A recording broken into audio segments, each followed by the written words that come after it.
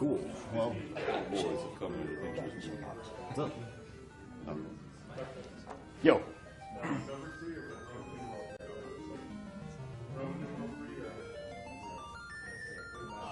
Doesn't matter. Roman numeral, I guess, because it's like it's more hip. Estimate is 3 hours, but go ahead and put my PB of, well, okay. Make it 3 hours so it looks really impressive.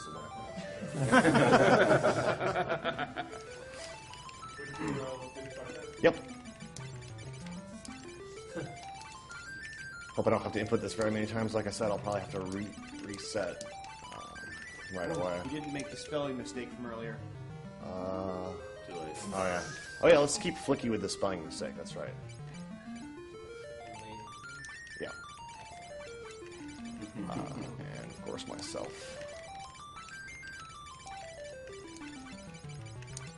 Alright, you ready? I'm ready. Alright, 3, 2, 1, go.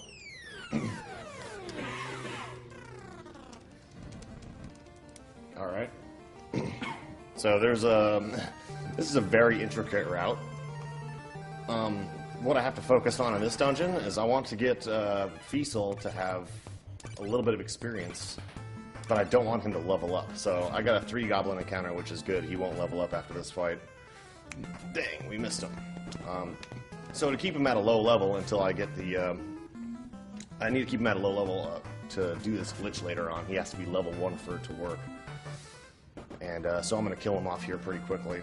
And basically he's going to come back and be extremely powerful in the late game. But this is a very, very precise route. Extremely precise. I can't mess up any movement or anything. So I'll have to... I won't be able to explain a whole lot at the beginning. I just kind of need to focus because I don't want to have to reset or anything. So I just want to be careful not to end this battle until he's dead. I think this is pretty good so far. Dang, we missed. So we'll have to do one more round. Play it safe, defend. Nice, okay. That's good. I love that he kills himself. He's also feeling very good that day. Don't worry, it's all part of Fiesel's plan. Oh yeah, definitely. Your first step to godhood is always to commit suicide. Yeah. He's got all the strats. Alright.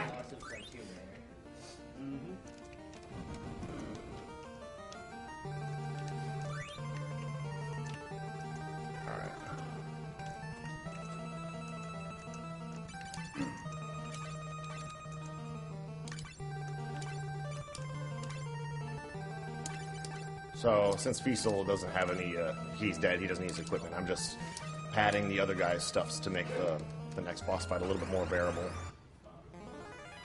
Okay, it's a pretty good encounter. So this is the last random battle I have to fight. Pretty much. So that was kind of a bad hit. The Eyefangs have 8 HP and the Carbuncles have 7. A little unfortunate that I didn't kill that Eyefang, but didn't really expect to. Those carbuncles weren't as cute as they are now. Ooh, man, PJ Dice got pretty close there, but that's all right. We're gonna heal up in just a little bit. I'm gonna grab this Southwind. These Southwinds will help destroy a critical boss coming up, or help ensure that I can kill this boss. Now, I'm skipping a random battle here. So it's one of the major techniques in this run. By stopping one tile before an encounter occurs and using a healing item or spell on the field, you skip the encounter. Yep. I do this about 188 times throughout the run to skip random battles. Yeah, basically it's like every time you take a spell or cure that equals a step in and of itself, that allows the count the step count to That's right. skip the random battle. So this is a so-called marathon safe strat. By entering this fight and not using a Southwind, I want to save a Southwind for later on, and that's good. I want him to do low damage. There is a chance that this guy can deal a good amount of damage to one guy, like up to 20, maybe even like mid-20s. Ooh, that sucks. Didn't want to get hit there. 12. Okay, that was a critical. That's bad. So I'm going to see if PJ gets hit again, and then I'm going to put him in the back row. If somebody dies here, I will have to reset. Dang, man, that guy keeps missing. Okay, alright, I think we're good.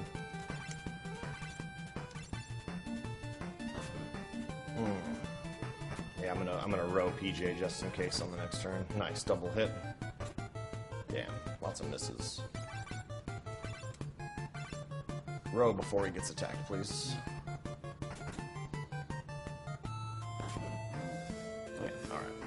So for those who don't know, who haven't played Final Fantasy, they have a front row and a back row. The front row, you deal more damage, but you also take more damage. The back row, you deal less damage and take less damage. Usually you keep the fighters in the front row and the mage classes in the back row. And this trope has existed literally in like every Final Fantasy game ever made, from 1 to like, I don't even know what the last one was, 10? Yeah, it's a pretty base mechanic in a lot of them. So this is the only like real break I get, so I'm going to try to explain a little bit of what's going to happen here. So the primary thing throughout the run is I want to keep Fiesel at level 1 until I'm able to get potion drops reliably from the world map. And in doing that, I also want to be able to afford to buy 99 potions, and there's, of course, so yeah, obviously we're doing the translation here, so. But I'm going to essentially glitch. Yeah. Sorry. Heed this advice. I'm essentially going to, Fiesel at level 1, his level in memory is actually 0, and it's going to count as an empty item slot. And by placing a stack of 99 potions at the end of the inventory and winning a potion, the potion that I won drops into his level, so he'll be level potion, and it's essentially a level 166 and will allow him to pretty much destroy anything in the game. So that's why it's critical that he dies early on and stays at level 0. So that kind of makes the first 2 bosses of the game a little bit challenging, actually the first 3 bosses. And in order to survive the 3rd boss fight, which is Big Rat, you have to fight Big Rat in mini status. So you essentially have 0 attack power. You need to damage the enemy with spells.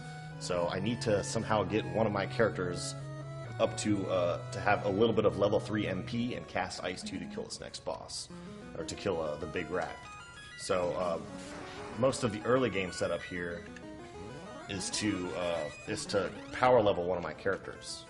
So okay, so I need to focus on some of this equipment management, and it's absolutely critical that I don't make any unnecessary steps throughout most of the game, but especially in the early part of the run. Also, I need to ensure that I buy all the correct items. If I have any less or any more, I'm screwed. So you can re-enter the altar cave as soon as you leave and pick up some sweet cash. Now I'm going to go to and buy a whole bunch of items that I will overflow into the character's stats table in the next battle. Power level, essentially power leveling. Oh god, old lady RNG. Okay, here we go. That old lady just ends runs. Alright.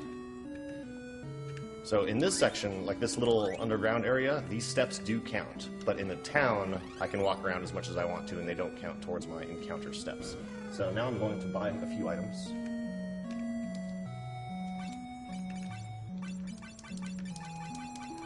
This is a very, very specific setup. I need exactly 3 eye drops, 3 antidotes, 14 knives,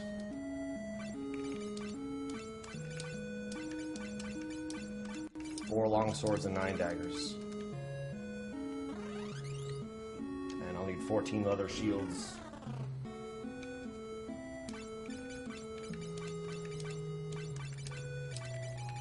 And I buy a leather armor and a leather armlet just for extra defense. And then my guys took a little bit of damage from the previous fight, so I'm just going to heal them up. Also, since I switched PJ to Red Mage, switching jobs drops his MP to 0, so I just heal up right there to give him some MP. And of course, Fiesel is dead right now.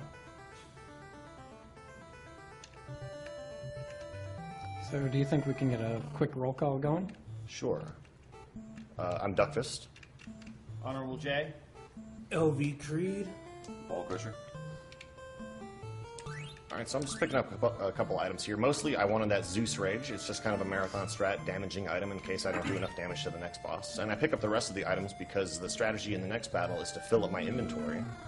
I bought all the knives and leather shields so that in battle you can actually equip and unequip items and kind of distribute a stack of items across the whole inventory, filling it up. And I'm just doing a story event here. Just got to talk to Sid. God, the noodles. Yeah, these noodle guys. So this will let me go grab Sid's airship. And okay, so I've made it to the first save, I think. Assuming I don't accidentally misstep on the way. I have a couple of safety saves. Steps do count in this little area for some reason. Got our airship temporarily. And I'll make a save game just in case I mess up the menuing in the next fight. The next fight is pretty much one of the most critical fights in the game as far as menuing goes.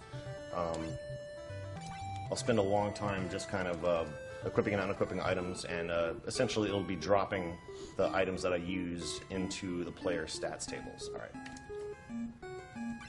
So first, skip the battle with a potion. Whoops, I got to rearrange my inventory now so that I can use these items more efficiently in battle. Daggers, antidotes, potions, eye drops, long swords, soft wings. Switch. So yeah, Res Fiesel, I want to keep him at 1 HP. Switch him to a red mage so that his job value is non-zero in memory. And I'm going to equip a bunch of the daggers that I have so that I only have a couple left in my inventory. And since there's only 2 left in my inventory, I'll use them in battle, but before the turn is over, I'll fill up the inventory and then cancel them out, and it'll drop the daggers into the player stats tables. And then on the next round, I'll unequip a few daggers and do the same thing again. I think that's the right setup. That battle was skipped. And we go to the next battle, skip it with a potion, leaving with 3 potions, just enough to use 3 in battle, and drop those into the inventory as well. So here we go. Can't accidentally heal Fiesel or else I'm screwed. Pick up this cure spell, and battle skips will be done with cure from now on, at least for a little while. So I'm looking at my notes. It's really hard to memorize 188 tiles to stand on throughout the run. Oops.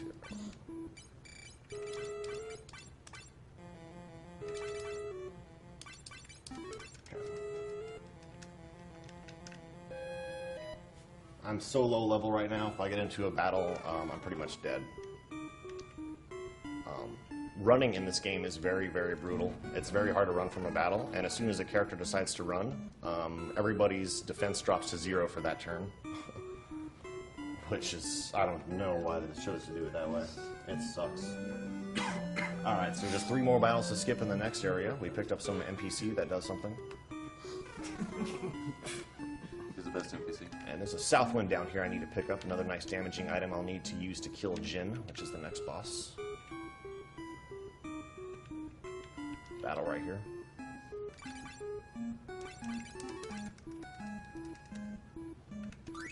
There's that south wind. Alright, I'm not going to really say anything during this fight.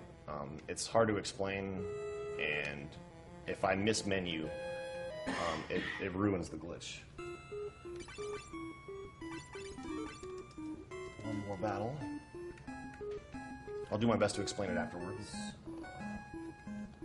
Alright. I have a very, very particular arrangement of using items, and I can't mismenu any of it, or else it kind of messes with the memory that I was trying to manipulate, and it won't work. Essentially, I'm trying to get... I'll overflow all through Fiesel stats. The stats will get completely corrupted, and then PJ, and I'll change a couple of PJ stats. So, here we go.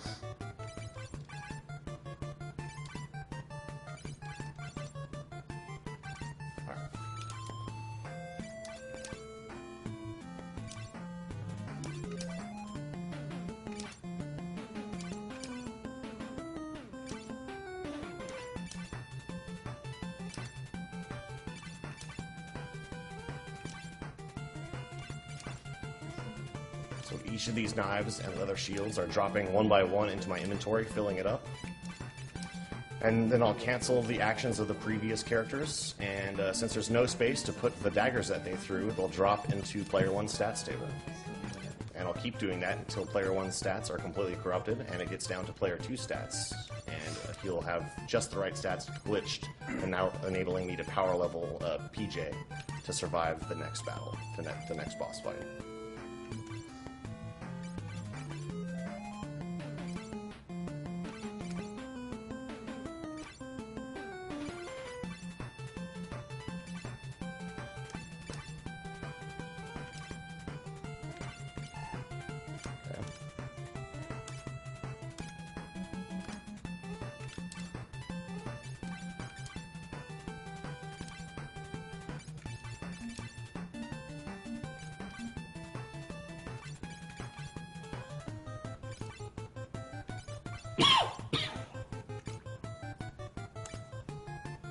Mess that up.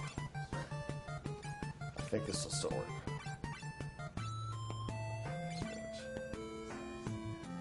I messed that up. It's supposed to be antidote. I don't think I ruined it yet. I think this is still good. We'll see after the battle. Antidote.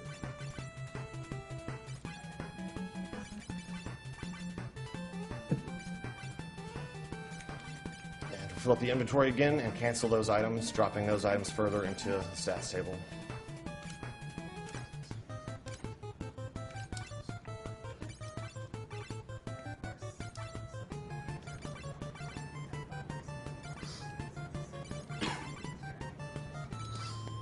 Once again, fill it up, and I just do this one more time just to make sure it's full. Yep. Now we do the potions.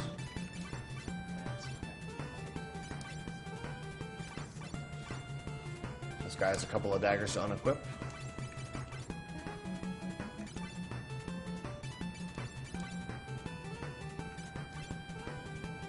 He's going to use a potion here.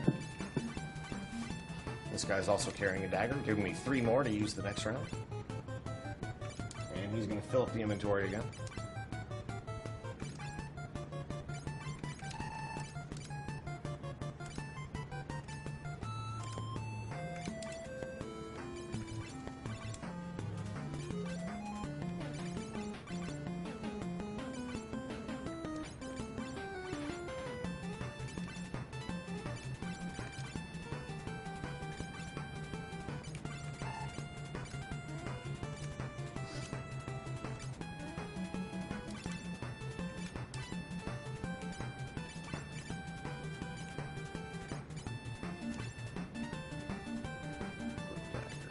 Use dagger. Equip 2 of the long swords.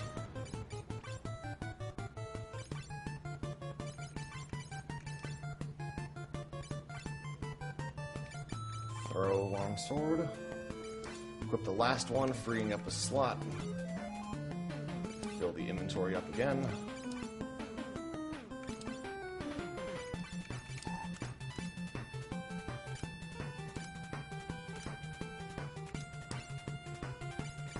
Last one.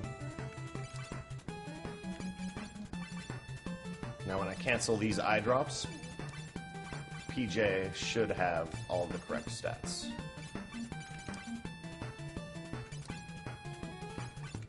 Now I have to kill Jin after killing Fiesel.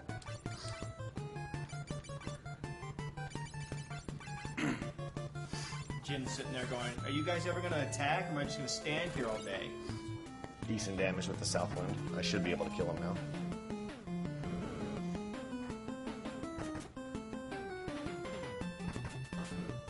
Nice. Okay. Step 2, the godhood complete.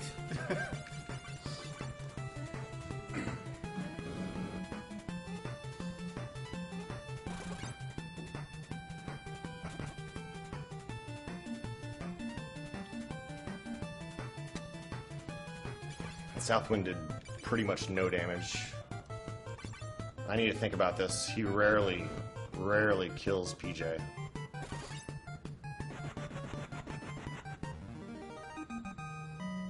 I might have to reset.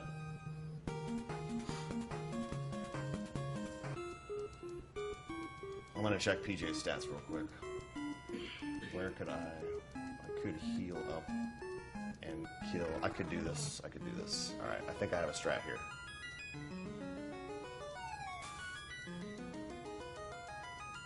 Yeah, I think I can do this. What I can do is I can kill off Fiesel in the Bahamut fight. This is, yeah, it's pretty much never happened before that he's killed off PJ like that. Yeah. Alright, skill level H5 and tons of experience. Safe to assume it still worked. Got a canoe, very appropriate present for saving a princess. I like it. I like it. Take her out on the water. I hate. Like, I've done so many rounds of this, and he's never killed PJ before like that. Like, I thought PJ would almost always go first, but I think we can do this. It's just the most important thing is that the other 3 party members are alive while Fiesel is dead. Fiesel cannot gain any levels. Actually, PJ should have gained a level. What is his level? He needs to be level 13 going into the next fight. I think we'll be okay. Alright. I think we can do with it. I think we can deal with those guys. No battles there. And I don't need any additional steps to resurrect and heal in the next area. I normally wouldn't rest at this inn, but I pretty much have to because I have to resurrect Fiesel.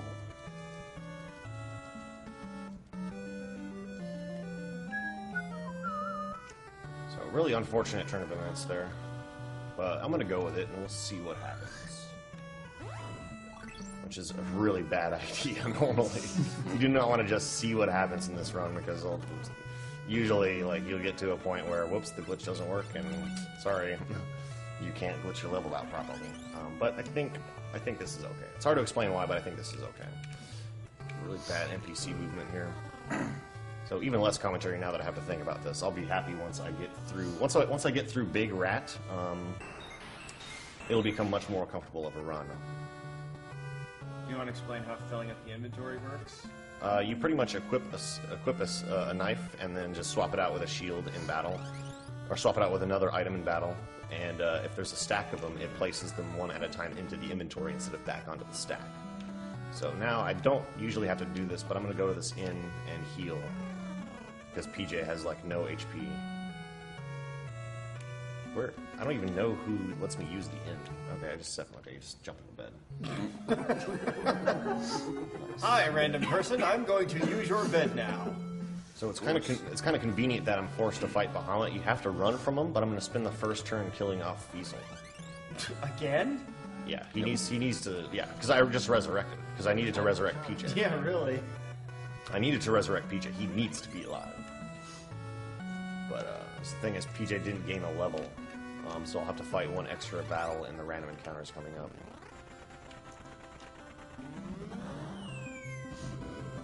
Repair ship. So we're gonna go drop Sid off. You don't need to do anything else in this town. His wife is dying, and you're supposed to go find an elixir in the town and save her, but we're just gonna leave her. We'll be okay. No We problem. don't care. All right. And apparently neither Later. does he. Gotta fulfill every small little step to godhood. I'm gonna skip a few battles. You know, I guess it wasn't necessary that I slept at the inn again. I could have been healing PJ in these encounters that I skip. So we're starting to skip encounters again.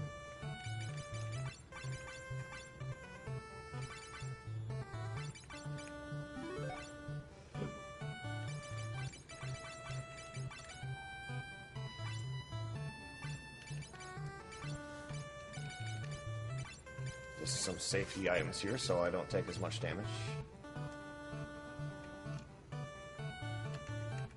There's the spot here. There it is.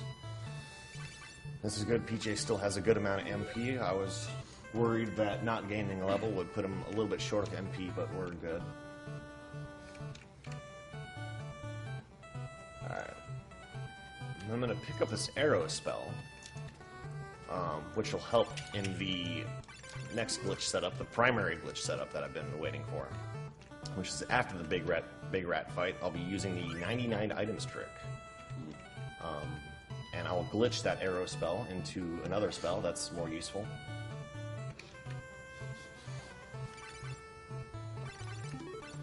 Like, if you really want to understand how the 99 items trick works, you can go to, it's like taskvideos.org/gameresources/finalfantasy3.html, I think.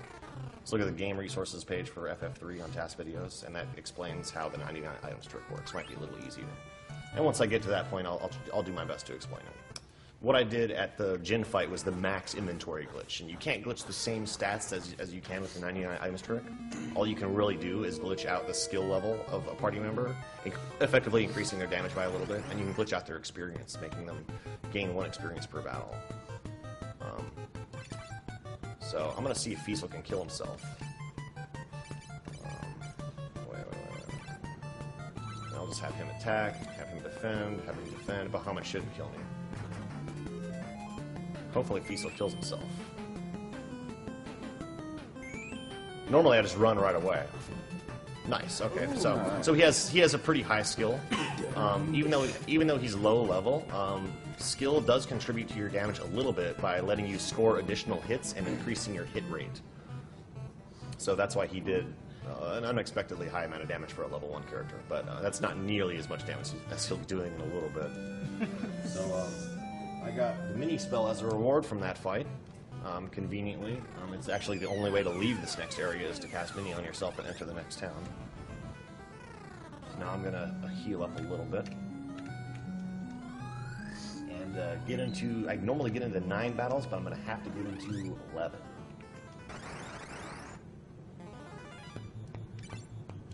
So with PJ's stats, with PJ having a high skill level, he can pretty much kill these enemies with a multicast ice.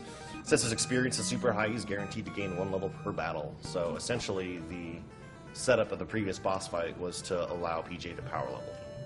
I need to get him up to level 13. And in this game, you can only get 1 level per battle, no matter how much experience you technically have. Yeah, that's right. Or else we'd already be done. He pretty much has enough experience to get him up to like level 28 or so, but we only need just enough to get him to have a few MP of the level 3, Because the next boss pretty much only takes damage from level 3 spells. Anything lower, it just does like no damage. But 2 well-placed Ice 2s is enough to take him out. So I gotta think about how I'm gonna do this, like, after battle 6. Alright, so I'm just gonna have to get into an additional battle. That'll be okay. So I'm gonna have to power on and off 1 more time. So I'm pretty much just gonna expire PJ's MP and then heal and then do my reset. The reason why I'm gonna power on and off here is because it'll take, after the 6th battle here, it'll take an additional like 60 steps until the next battle. But if I power the game on and off, it resets the step counter, and the next battle will happen in like 10 steps, just to save a little bit of time. So this grinding section shouldn't take too long. It's only like 5 minutes. It beats about 30 minutes that it would normally take without having glitched experience. Which MP does he have now? Two more battles. And then I'm going to get into 1 additional battle after that. And then save and reset again. And I should be back on track.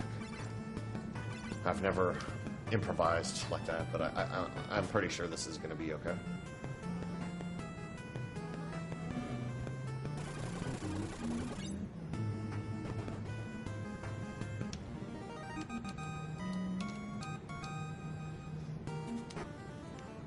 Alright, 1 more, and we'll be good to proceed.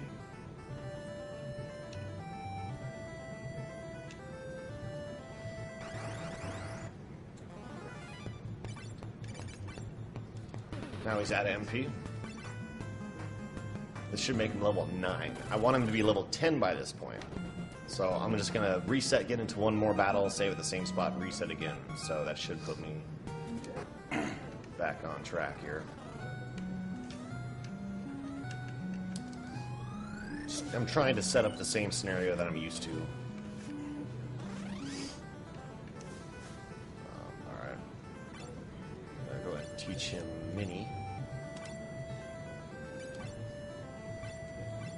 I usually make 2 save files in case one gets corrupted if I power on and off too quickly. So I'll get into a battle almost right away. It beats walking like an additional 60 steps. Gotta love cartridge-based games. Yeah. Oh man, it loads like that. That's one of the best parts about this game. From power on, you can be on the field in like 1 second. Can't do that in FF9. So I'm gonna waste a little time here just to make sure I have the same situation as I'm used to. Just gonna redundantly heal, get his MP, he's topped off. I don't think it's quite necessary. All right, come on, guy. There we go. But just in case, I just really want to be comfortable with what I'm used to here.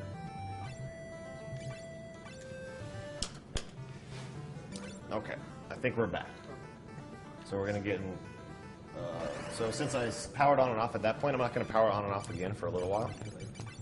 So I have to start keeping track of my steps again. Just going to get into 2 more random battles and then position myself above the next town before the next random battle. Enter the town. Yeah, random battle. And the amount of steps that I'm taking right here should be just enough so that when I enter the next dungeon, I'll be 1 step ahead of the next battle. Because the next dungeon has a relatively high encounter rate. Just a little bit of optimization there, so I don't have to get into as many battles in the next dungeon. I can't remember, did 3 have a lot of forced encounter panels like 1 did? Yes. The types of enemies that can appear are fixed. Like, the first battle after powering on and off will be such and such enemy. The second battle will be such and such enemy. But the number of enemies that appear is more random. Alright. Battle. And the actions everything takes in battle is also random. But you can kind of manipulate that too. It's a little harder. You can usually manipulate the very first battle you get into after a power on and off. And I'll be doing that to guarantee that I get certain drops later on.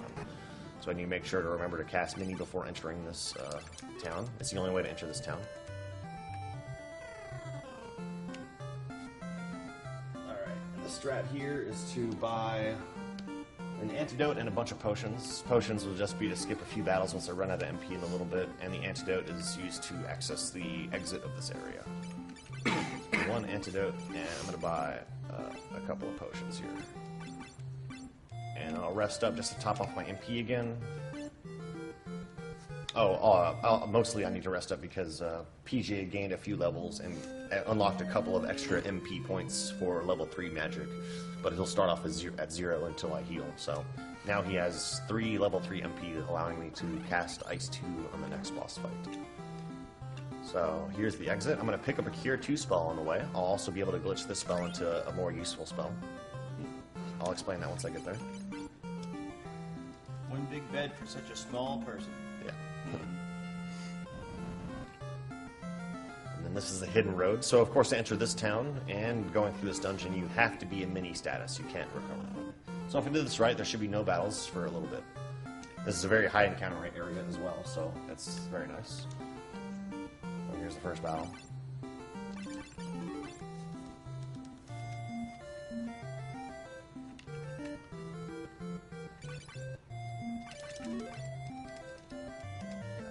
And these battles are tough. Like, when you're in mini status, your attack power drops to 0. So the game expects you to fight all these battles with spells. And my guys are so weak right now, I would pretty much die. And battles are almost impossible to run from in this game. Okay.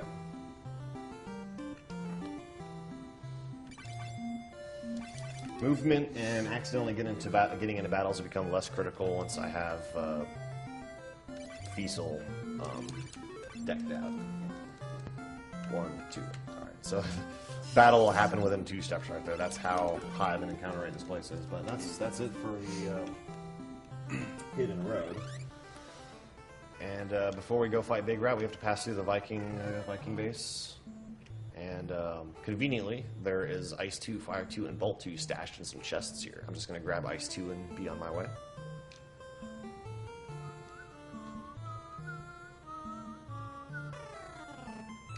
So the main reason why I run this game is because the music is awesome, pretty much.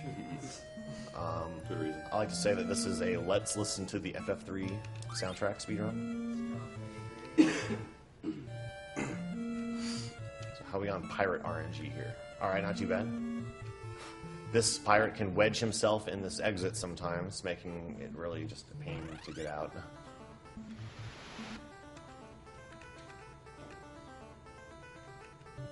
Alright, safety save here. I'm also going to teach Ice 2 to PJ before I forget. This is just in case I mess up the next section. So I'm heading to the Nepto Shrine. This place also has to be entered in mini status, conveniently enough. So, see how there's a bunch of water surrounding this spot? For some reason, if you try to move onto a water tile, it increments your step counter by 1 for every frame that you attempt to move onto it. So, I want to be very careful when moving around water tiles, because I can't predict how long I would hold the button against it if I do that on accident, and it would just throw off my steps, and suddenly encounters would occur much earlier than they should. So we're heading into Big Rat. So all of that setup in the Jin fight earlier, all that intricate glitching and menu, the filling up the inventory and stuff, was just to be able to survive this fight.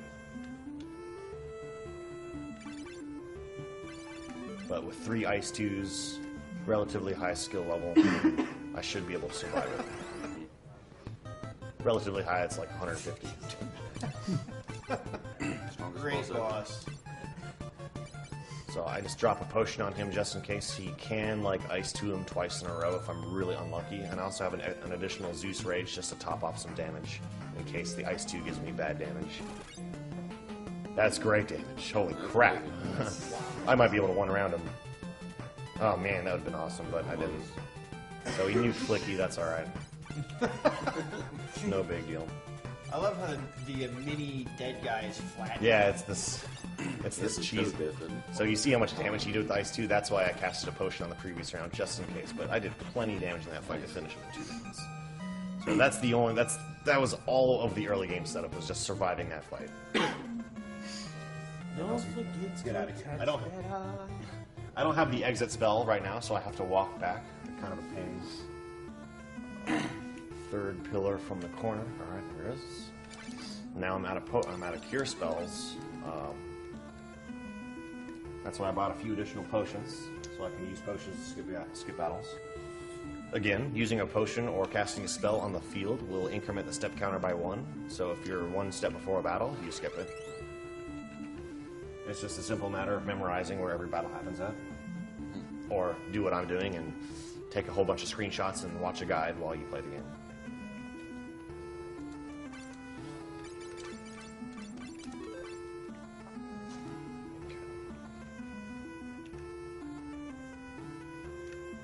We're out of the Nepto Shrine. Use the eye. Always, if you don't use the eye, the whole point of doing this, there was that ship there. If you played this game before, if you take the ship and attempt to leave, you get into a battle with Nepto, which is unwinnable, and you pretty much die.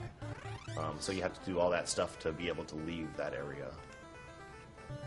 So now we can ride the ship. Should be a battle right here. So now I'm finally on the world map where enemies can drop potions. But I didn't have enough cash to buy 99 potions before, but for some reason this abandoned castle, this has tons of cash stashed in it, so I'm just going to loot the place. When I save everybody, they don't seem to mind. You guys get paid somehow. Yeah. Just look in advance. Yeah, payment in advance, that's right. That's a trend in every single house in RPGs. There's like 13k gil here. It's a ton. Plenty of money for potions. Oh, that was 100. I should pick up that first chest. Kind of a waste of time, but whatever. Oops, took 2 additional steps, but steps don't make that big of a deal at this point. I'm not too worried. It might force me into a battle before this town, but I just do. I can deal with that by saving and resetting a little bit. All right, here we go. So I want to stop about right there.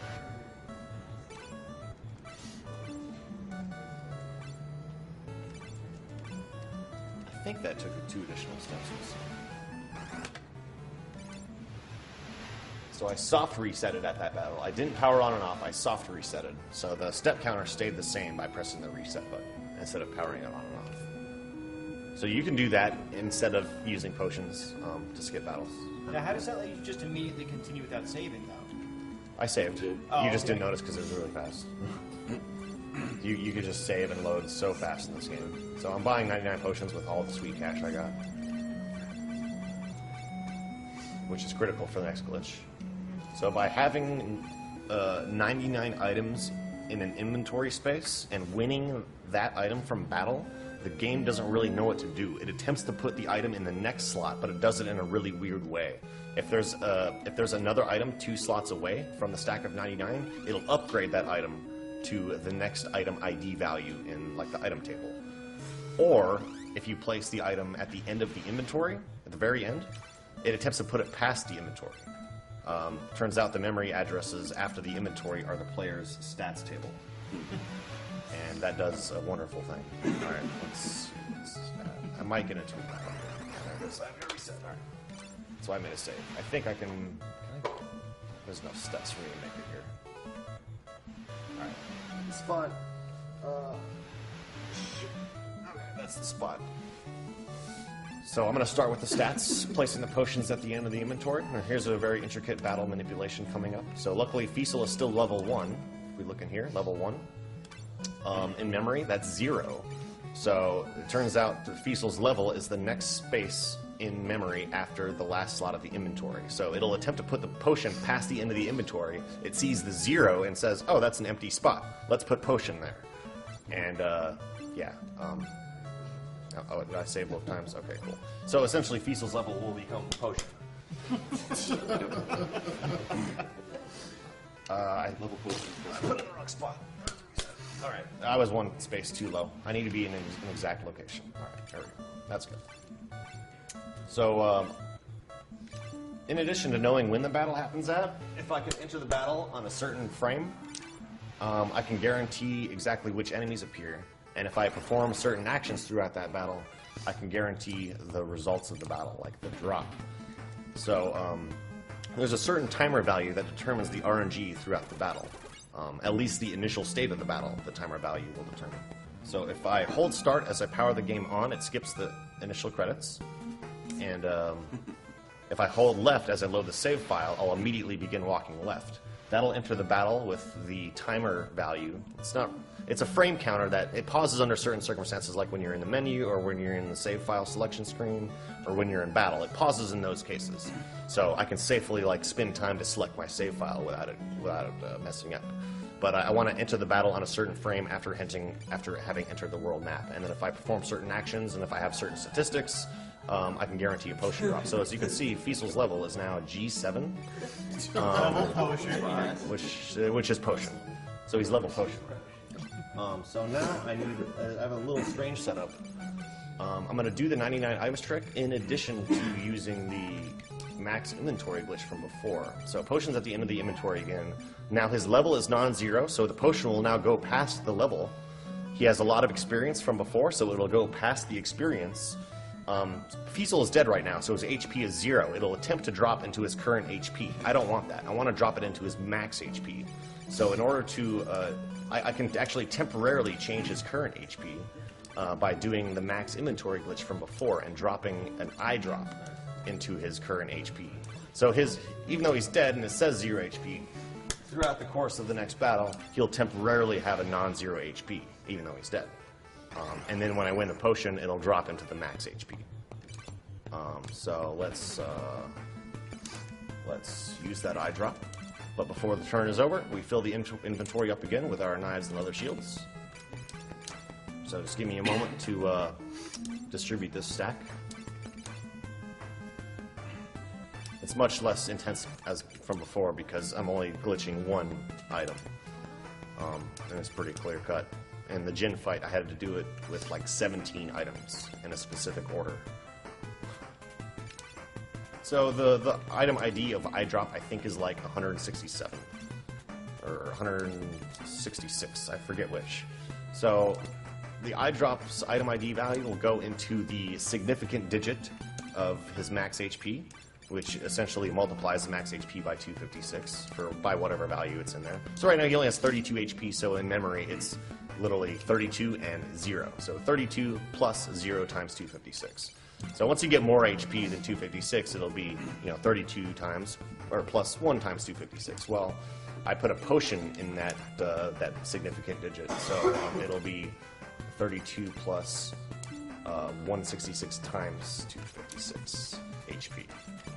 That's a big number. It's like 42,000. So the primary idea behind this is that I get him to level 166, I get him 42,000 health, and he should be able to survive every fight in the game at that point.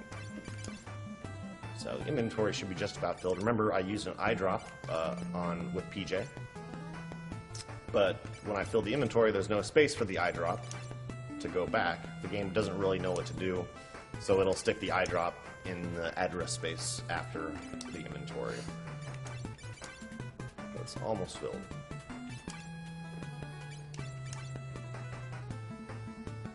So of course, if there's an empty spot in the inventory when I cancel out, the eye drop just goes there. But whoops, I didn't mean to do that. Alright, it's kind of waste. Alright, but instead, eye drop will go into more interesting spots. Okay, so it's filled. Now he has a non-zero current HP. It's not represented on the screen. And since I haven't actually taken an action in battle yet, the RNG is still the same from when I entered the battle. I'll do the same thing as before. Cast Ice 2. It should be a strike first encounter, and I'll win a potion.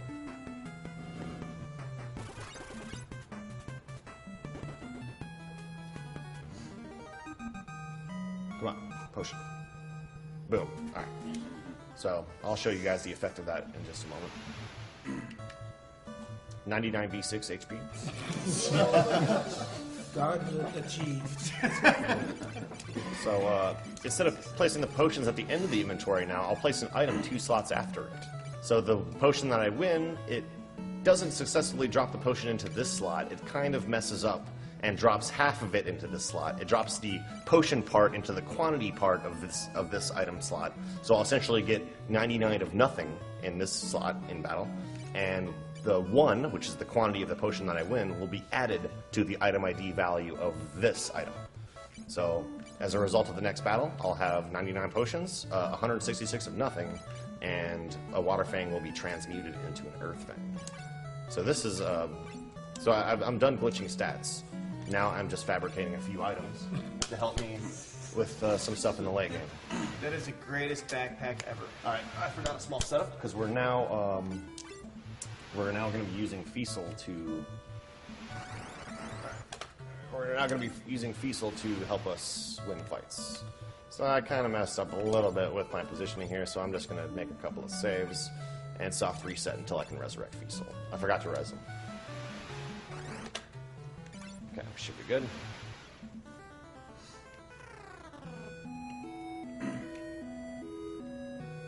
Alright, so now he finally comes back. Make sure I do the right stuff. Computer's laggy. Alright. Now what's kind of cool in this game is you can swap magic between characters, so I'm just going to have Fiesel take all of PJ's spells. Now, check this out. His stats, check out his strength. 6, agility 7, not that high. That's because he didn't actually level up. I just changed his level myself. But I can make the game recalculate his stats by changing jobs. Oh, shit, I gotta remove the equipment. Alright, that's kind of annoying. So I'll change him back to Onion Kid. Change him back to Red Wiz. And God stats. Pretty much. And since I changed jobs, he has no more MP. I'm just going to heal up, and he'll be good for the rest of the game, pretty much. I think that was about it. Now I'm just going to glitch out a couple of items, like I was mentioning before. So I got a Water Fang from that previous battle. Turns out 2 item IDs above Water Fang, so the next item ID is an Earth Fang after Water Fang. The next one is a loot. You actually normally need a loot to be able to wake up Un later on in the game, but I can fabricate one right now and wake her up early. I'm not sure if my steps are okay. I'm gonna make another save. Might get into a battle before. Yeah. All right. Oh, just in time too.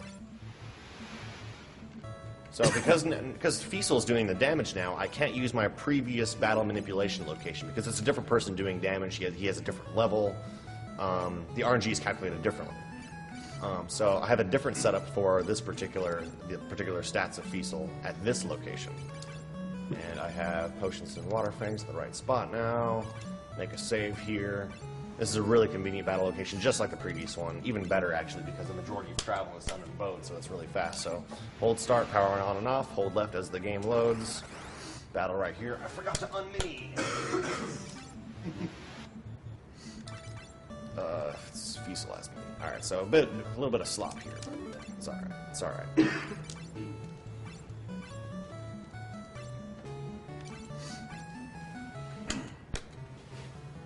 Alright, once again. So again, I enter this battle with the timer on a specific value. The timer increments on every frame under certain conditions. So in this battle, I have Fiesel Ice 2, everybody else attack. Strike first, Fiesel goes first, Ice 2 all, win, potion. And having placed the Water Fang 2 slots after my 99 potions, the game flips out and increments my Water Fang by 1. And now it's an Earth Fang. Do the same thing for an Earth Fang. There's the Earth Fang. So I have to do this for a couple more items, like maybe like 4 more times. So just relax for a moment, and we'll have this done. Look how quickly you can save and reset. It's beautiful. So Fiesel is so high level, like even though he's winning experience from the battle, it's like he's never leveling up. His stats aren't changing. So the same RNG is occurring every time. So in fact, if you pay close attention, I'm doing the same damage to the enemies every time. So even the damage calculation is the same. So then we now have a loot, which saves a whole lot of stuff later on. And I have a few other things I want to change up. So I picked up Arrow and Cure 2. I don't actually need these spells, but they happen to both be 1 item ID below more useful spells that save also a little bit of time.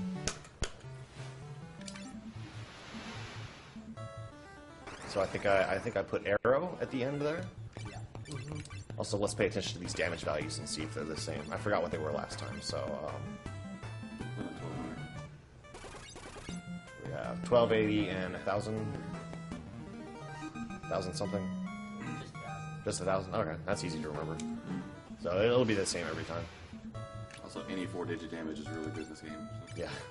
Oh yeah. So Arrow became Toad. Do that same thing to Cure 2. The Toad is just like a minor shortcut. You actually are supposed to get Toad next before the next. But it makes you walk to Gurgen Valley and talk to these old guys, and they give you Toad, and there's a couple of random battles, and it's, I'm already here glitching stuff. I might as well do it right now.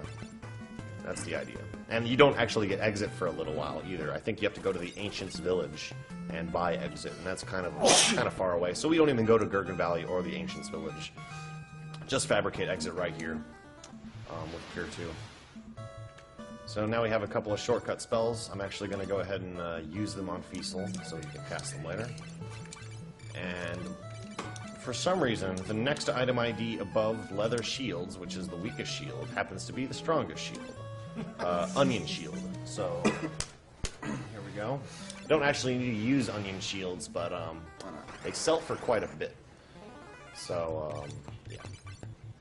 This should give me enough cash to endure to buy anything I want to later on. All I need to do is buy 99 high potions in the late game to do this glitch again in about an hour from now.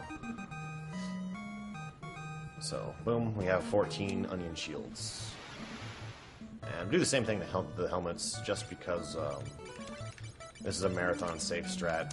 I'm going to want to equip an onion helmet later on Fiesel to reduce the chance, well, actually...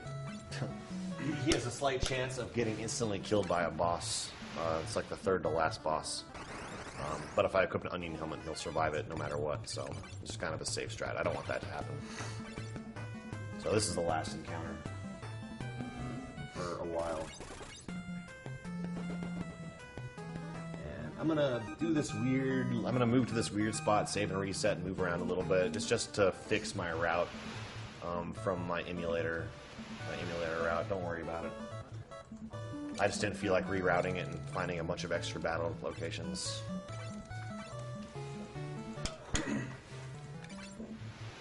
So my emulator route would start here and get into a battle over here. So I'm just going to pretend that I did that. Alright. Now I should be back on track.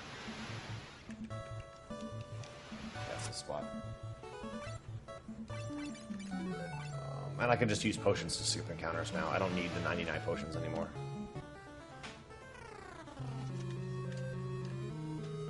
And you need Toad to enter this next area. Conveniently. Oops. Cast Toad on everybody. And in Toad status, you can, it's just like mini status, except for you can't cast any spells other than Toad. From what I understand. You just needed Toad to go through that one little area, and that was it. And this guy says something. Alright, let's go. Does anybody even remember what he's there for, just to be sacrificed? No. It's, I can't remember. I did play through Final Fantasy III Remake on, it was released on Android a while back. I can't remember why you're going to the Tower of Owen. I know Desh, the guy who's following me around, has something to do with it. He's like the keeper of the tower or something, and Medusa is here. She's paying, I guess, it's Medusa. I mean, if you have a Medusa in your tower, you gotta take care of her. All right, and this guy says something again. What do you do? Skip the battle here. Yeah. I'm just check real quick, make sure I got. Okay, so 14 onion shields and 4 onion helmets. All right.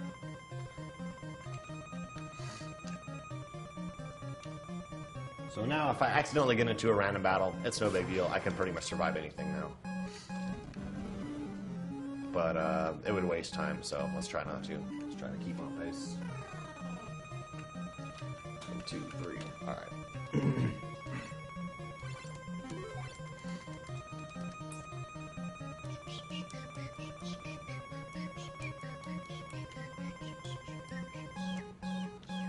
That's right there. Yeah.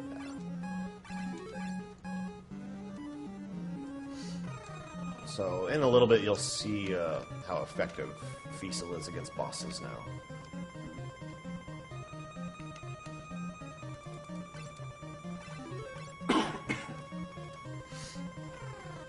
Just two more battles left.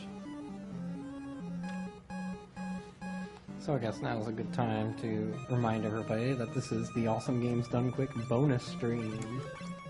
Right now you're watching Final Fantasy III and No Jobs Glitch, done by Duckfist. We are still accepting donations for the Prevent Cancer Foundation. We did hit that big 1 million, but we're still going. We're still going strong. So here's the Medusa fight. There's really not much to it. Well, I do one extra thing in the fight other than kill her instantly. Which is kill everybody else. It takes way too long to sit there and select fight in the next battle, so I'm just gonna off all these guys. They can't do much anyway. And look, they all managed to attack, so look at all that time wasted. God. Later. Yeah,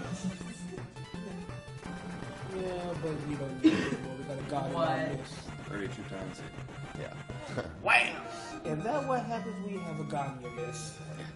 It's like at max skill, I think it's 16 hits per weapon. So I should mention that I call this the no job glitch route. It's job glitch. I mean, I don't glitch characters' jobs. I purposely made Fiesel a red mage and PJ a red mage so that when I did this inventory corruption, it wouldn't glitch out their job. As an Onion Knight, your job is 0, and it would treat that as the empty inventory slot instead of the level. And if an item drops into job, Of course, there's only like 22 jobs, so the only valid values are 0 through 21. But if you drop a potion in there and your job becomes 166, some crazy stuff starts to happen. Their sprite will glitch out, and more importantly, their command list in battle changes depending on their job. So when their job is glitched... Okay. Oops. Shit. Alright, we got it. Meant Toad. Alright. So when you have a non-standard job or a glitched job, you get a unique command list. Most of the battle commands will just crash the game. But certain jobs and certain battle commands can do really interesting things. For instance, one particular job in battle command will give you the end the battle command, which literally just ends the battle. It's not a win or a loss, it just ends the battle. Which is kind of weird. And under a certain scenario, you can also get a command that kind of just calls the credits. So the any % run, you glitch a job, you glitch a player's job early on in the game, and you warp to the credits in the first town in the first 6 minutes of the game. Yeah. So I like to play through the game a little bit, so I just call it no job glitch. Alright, sorry. I was going from memory there for a sec. I think I need to... Yeah, so I bought Turbings here. This happens to be the strongest sword for a red mage, just to deal a little bit of additional damage. As if 3,000 wasn't enough. Yeah. Now remember a while back when I was doing a little bit of level grinding, I said I had to power on and off. I had to hard reset it so I can get into a battle faster. Because at that point in my encounter steps, there weren't going to be any battles for a while. This illustrates that. For some reason, after that previous battle that I skipped, there's no battles for like 70 steps. So I'm not skipping battles, I'm just walking. There just happens to be no battles for a long time. So that kind of illustrates how much of a pain it was when I was grinding. So I purposely reset back then to get into a battle faster. Of course, in this case, it's convenient. So, anyways, yeah, you can finish the game any % by glitching out a character's job and calling the credits in the first town. And actually, I started routing this game before that glitch was discovered, and I was kind of upset that my routing would kind of go to waste if I was just going to do any % and not really play the game. The whole reason why I want to play the game was just to kind of chill and see the game and listen to the music and stuff. Just kind of have a fun stream with it. Any % doesn't allow that. So here's a boss. There was a boss. So literally, like my notes say, boss, Guzco, attack. Like, yeah, okay. So a couple of bosses you need to actually do something, but you pretty much just trash everybody at this point. So having that exit spell really helps here. So I need to re-enter the dwarf cave and return the horn, and oh, this mysterious line is following me around. What could it be? Was Really there a weird. purpose for that line following you? Oh, okay. Who knows? It represents the dead bodies he's carrying with him. Good old corpse dragon. So you place the horn back, and oh no, haha! I've been following you as a mysterious line. All right, that's great. You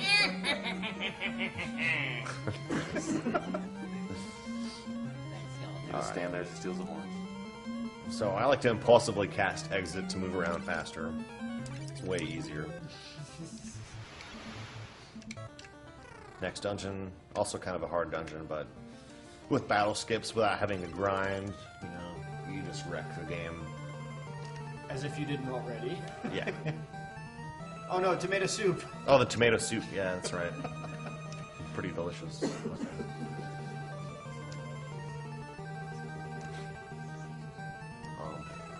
So when I'm on ground, again, if I press down, it'll attempt to move on to that tomato soup tile. Because it's a walkable tile, but I can't walk onto it from the tile that I'm currently on. So because of that, like the game still will count it for every frame that you're pressing the button up against that tile. It'll increment your steps by 1. So I want to be really careful when walking around tiles that I can walk onto but can't from the current tile, if that makes any sense. Which is usually like maneuvering around water and stuff like that. So you'll see me like walk carefully. Of course, when you're in the water or tomato soup, it doesn't really matter.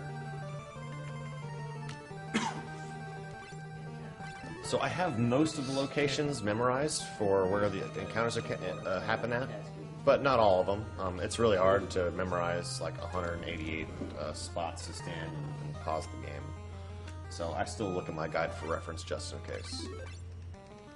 And that was the Flame Cave. That's it.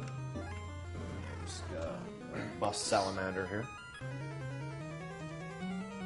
No problem.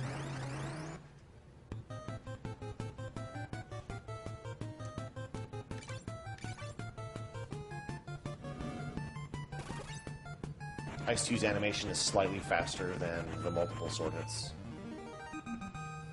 And before I leave this area, so when you're walking around in the crystal room, your steps, it is counting your steps, but there's no battles. If I leave the area immediately, I'll get into a battle right away. But instead I'm going to walk to 4 steps, and that should skip the battle. So just like small time saver. So I gotta enter this place to trigger a cutscene with this guy, unlocking the events in whatever it's called, the next town. But before I go, if you talk to this dwarf, he'll give you a magic key. Boom. And that'll let me solve the next dungeon. Also, you're supposed to go and reap a whole bunch of rewards from the dwarves there, but I don't even care about them. Oh, also, I want to cast Mini now before entering the next town, in addition to skipping that battle.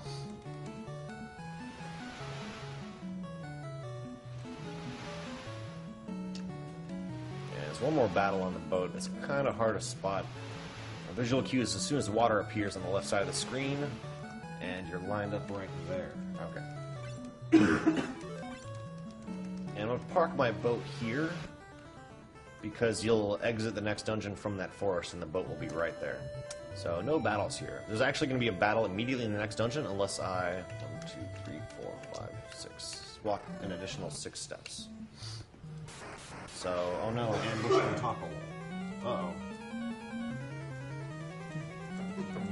So apparently a bunch of people were kidnapped in Heinz Castle, which is underneath the desert. So I'm sent to prison. I'm already in mini status, so I escape immediately.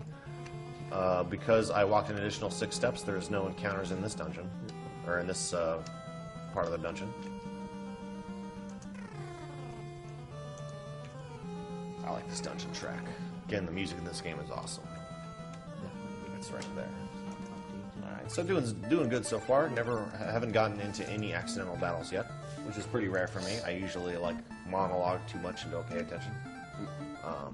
Looks like we're doing okay. Oh yeah, I should probably unmini at the same time as I skip this battle. Alright.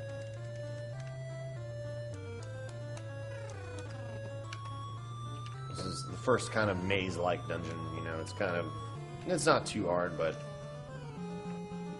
you know, a lot of times the game will make you go out of your way for items, and because of that you end up fighting in more battles than you normally would.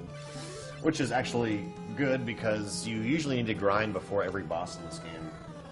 But I can skip right past all that and go straight to the bosses in the dungeon.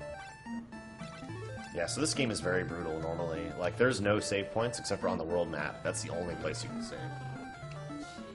So normally the game expects you to have a scholar on your party at this point. And I think this guy changes weaknesses when you hit him. You're supposed to use a scholar to determine his next weakness, and then, you know, whatever.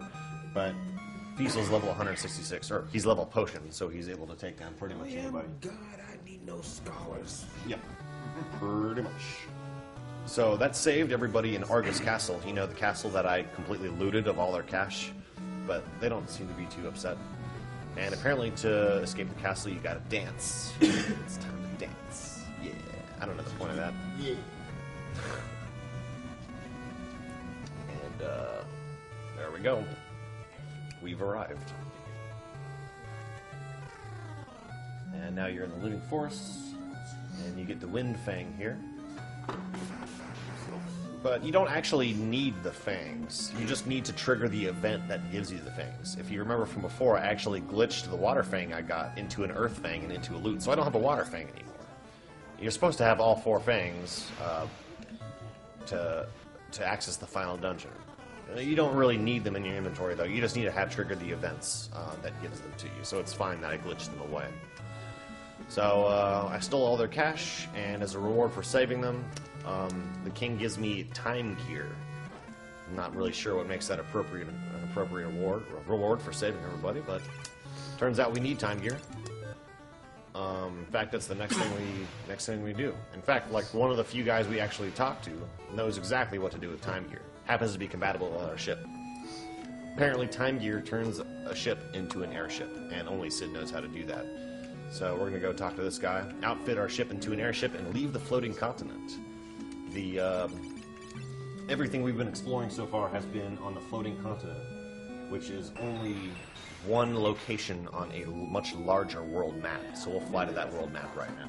Of course, the main world is sunken. There's only a couple of locations. So the task will be to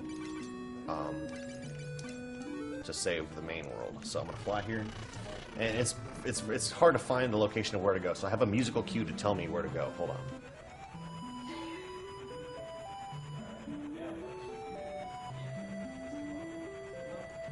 Okay. Just wait for that downbeat, and that should put me in the right spot. I really like this music, by the way. Really, really calming music. Same with the shipwreck.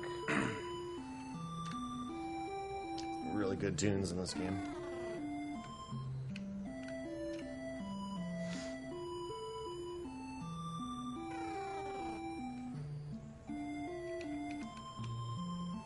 Gotta be careful around those water tiles. So your steps are counting in this area. Oh, gotta use a potion on her.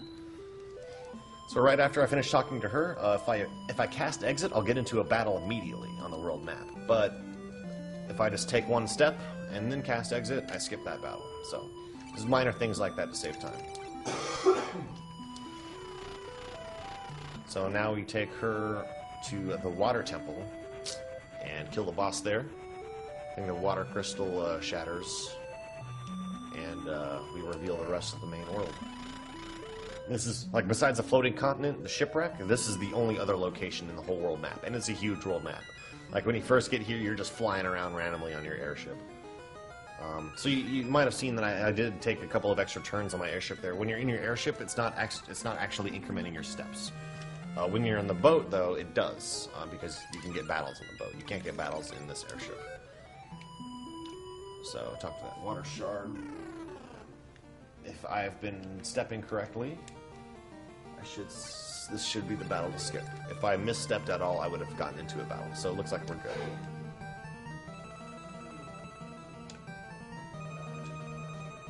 Alright. And we needed to get her to open this door. That was the whole point of going to the shipwreck.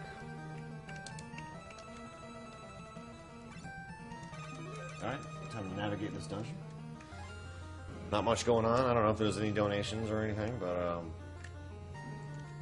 I can just ramble otherwise. It's got 12 battles to skip in this dungeon, and that was 3. It's a mostly linear dungeon. It's not too bad. I think the queue is right there. Challenging myself to see if I remember where all the locations are at. Like, I'm not actively, like, running this game. Not too interested in, like, super optimizing the time. I just really liked the route. I really liked the routing process. It was really cool. There was a segmented SDA around that has a similar route. And there was an old task that uses job glitching without warping to the credits. The task is in 39 minutes by Pirihiko. This is a really, really interesting task. Really cool stuff. You get to see some wacky glitches in that one.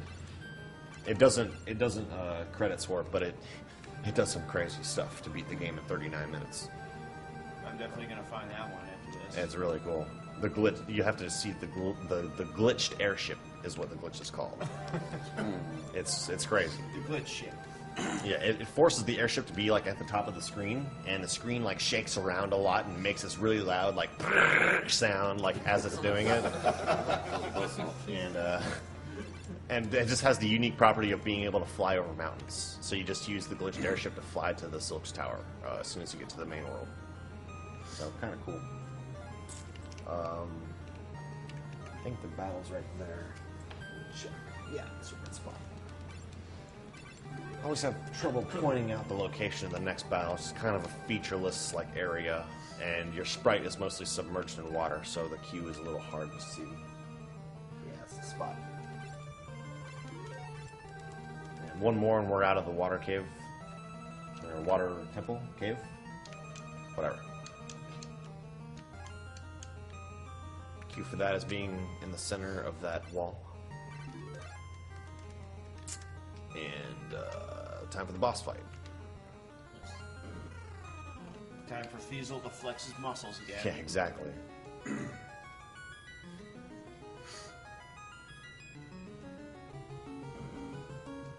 And Elia has the brilliant idea of pushing me out of the way, as if I couldn't survive a poison dart at 42,000 health. Yeah, that would hit Fiesel and be like, it's just a flesh wound, just a flesh Yeah. Here. Yeah. I wonder where you'd be at level antidote. That's like 2 levels higher. Doesn't help much, though, apparently. So these events unlock the rest of the main world, as you'll see in a bit. And I guess the party passes out, and we'll wake up in the town of Ammer. Fiesel gets a free heal. Everybody else stays dead. Well, technically only Fiesel passes out. The rest of them are still dead. Yeah. Fiesel takes a nap. So there's the rest of the main world. On 3 floating bodies, of course. And apparently you wake up like 1 day later, but I'm surprised like every house is furnished, everybody, like there's people there, like were they living underwater? Like where, like completely stocked item shop, you know, clean beds. They didn't drown. Everything's water. I mean, yeah, Many it's years. pretty amazing actually. Children, like unharmed.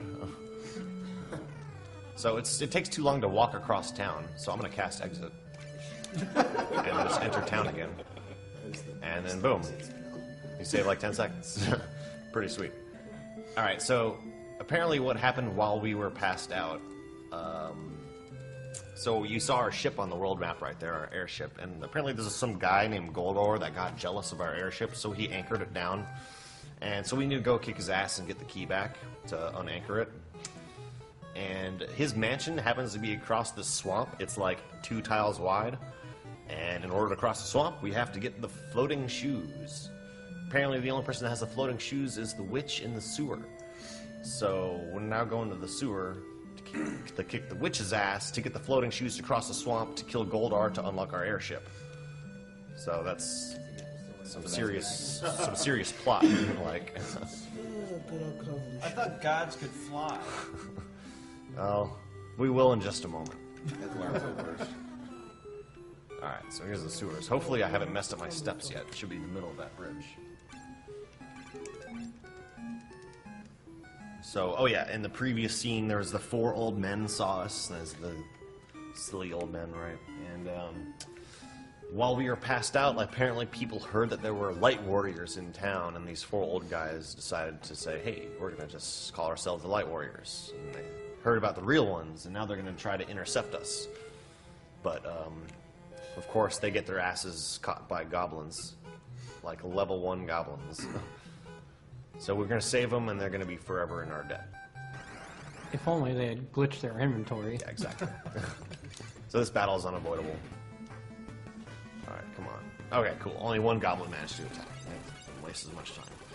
So you're actually, the steps counter is still active in this room, so I don't want to take any additional steps, and there's a chance one of the old guys can just quickly dash into the exit area, so I gotta hope that doesn't happen. Alright, good. Alright, this is a really small dungeon. I'm almost through it. There. This one's at the last bridge tile, is yet another battle. And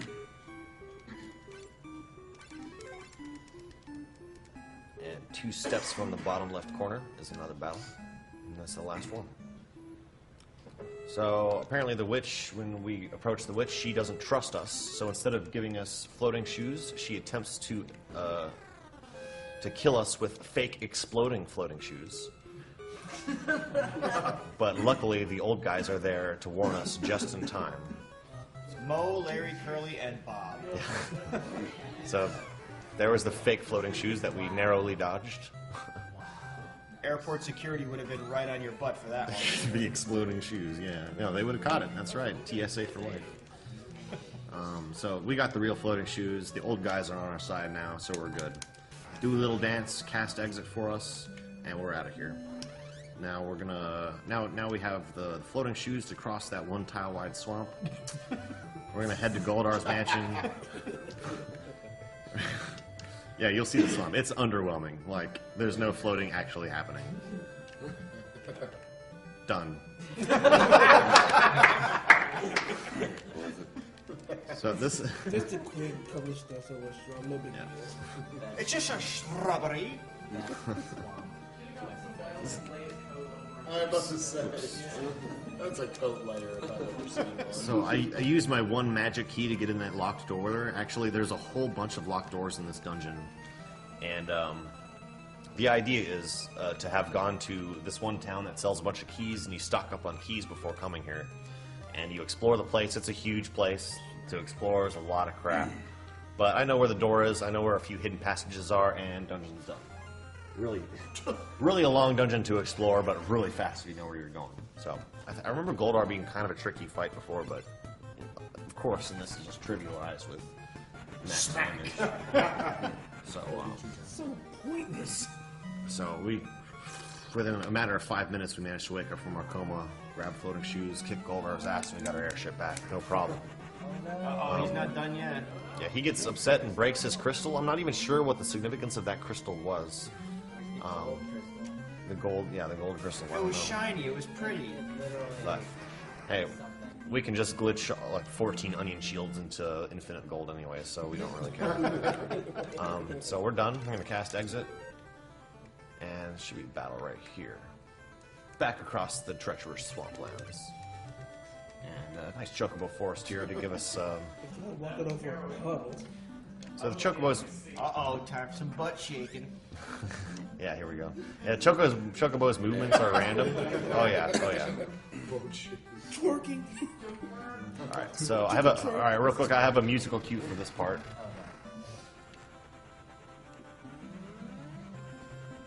Okay.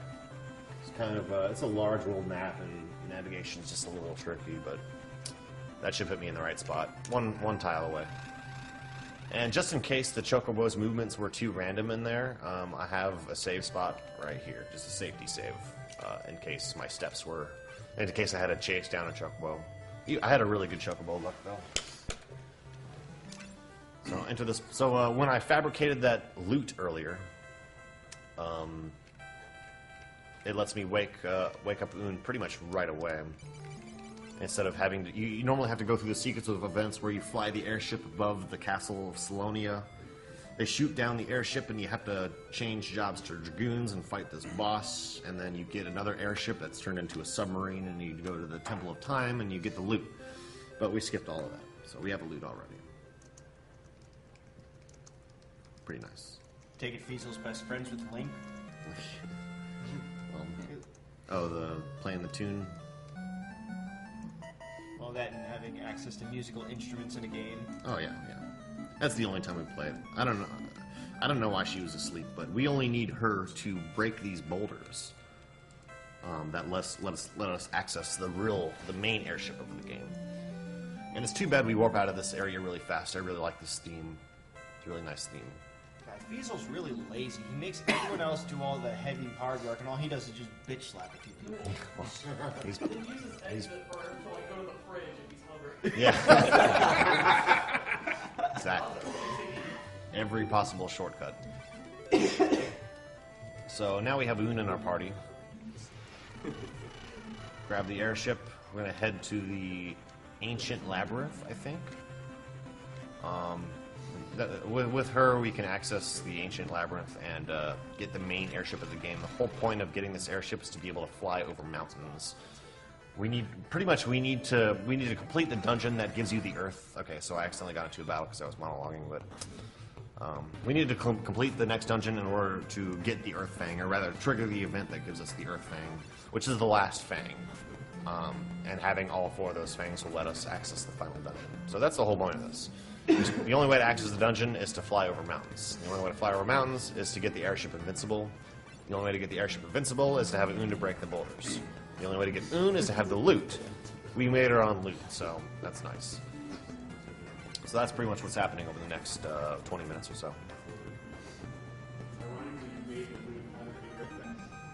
That's right. That's exactly right. But like I said, we don't actually need the Earth Fang. Just triggering the event apparently is enough for the game's programming to get us by here. So that was my first encounter I accidentally got into. So because of that, to keep my steps back on track, I'm going to use 2 potions here. There's normally a battle that happens there. So 1 potion for the previous battle since I was 1 step ahead, and another potion to skip that battle. So here's Un busting these adamantite boulders. Apparently.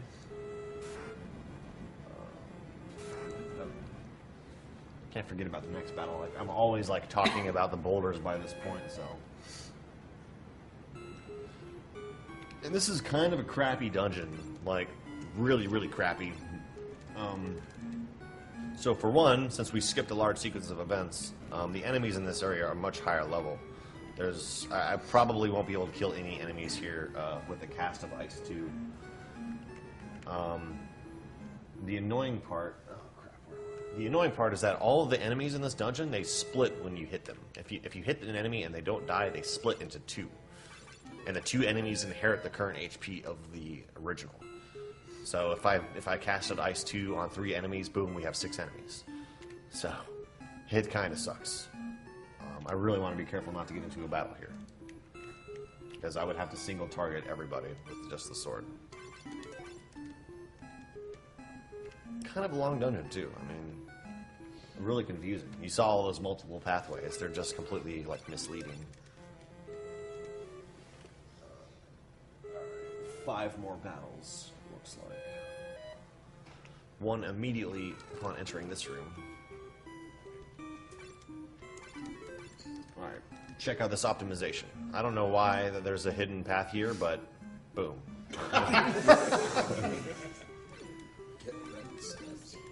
Just goes. Every little shortcut counts. So, I have no explanation for that hidden path. Sorry, guys. What an Easter egg. They had 1 extra tape left in Nintendo Power to fill it out, and they just decided, well, put something here. Yeah, that could be it, man. This is a mostly featureless area. It's hard to. Okay, it's 2nd bridge tile. That's right. All right. And we're almost through, and we'll get the airship invincible, which is buried here in the labyrinth. It's a really slow airship, but it has a really cool theme. And it's one of the coolest airships in Final Fantasy, as far as features go. It's got four different item shops, magic shop, item shop, armor shop, weapon shop. It has a bed, it has a fat chocobo, it's got everything you need. Of course, I only use the item shop, but it's pretty sweet. There it is.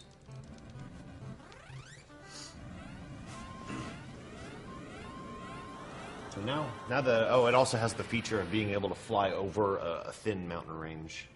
So we'll use that to access the Cave of Darkness. Another really annoying dungeon. So she's going to show us around a bit.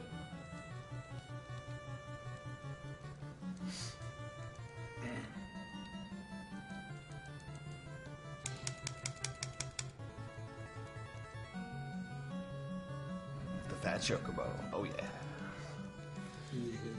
Alright. So, apparently, we're just gonna impulsively cast exit here. So I don't have to walk all the way over to the steering wheel. It takes way too much time. So.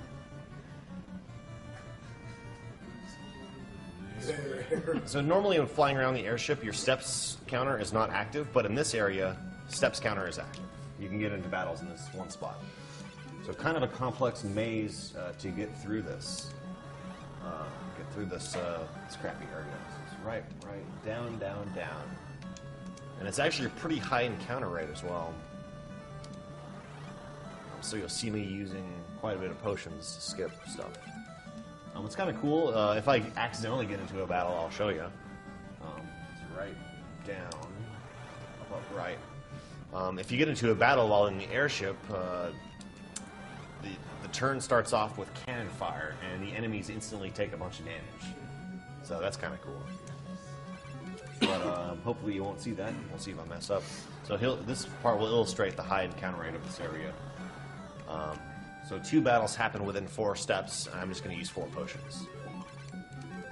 Makes it easier. I think that was 4. I hope so. Up, up, left.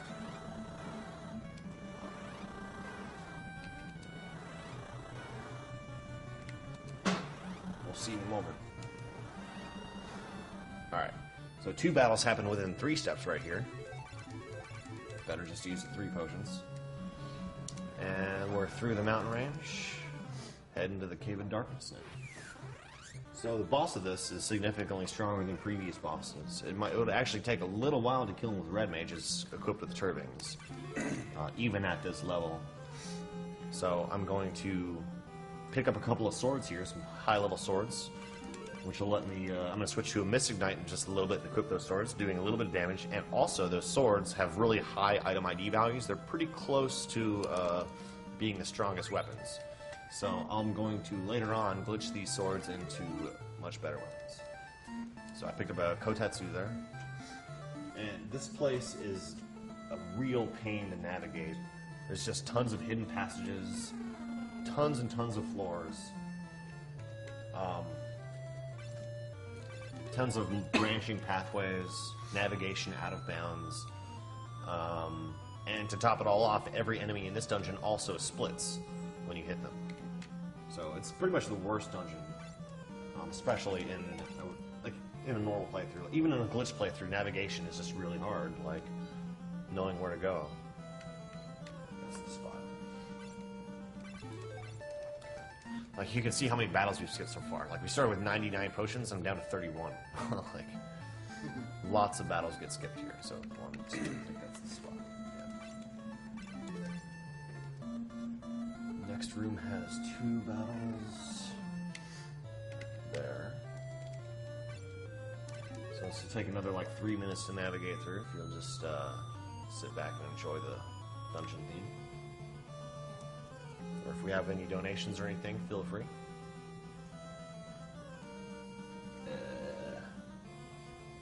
Oh yeah. Okay. If you mess up a step, like if you accidentally push somewhere on the D-pad, would every battle Okay. just move up 1 step?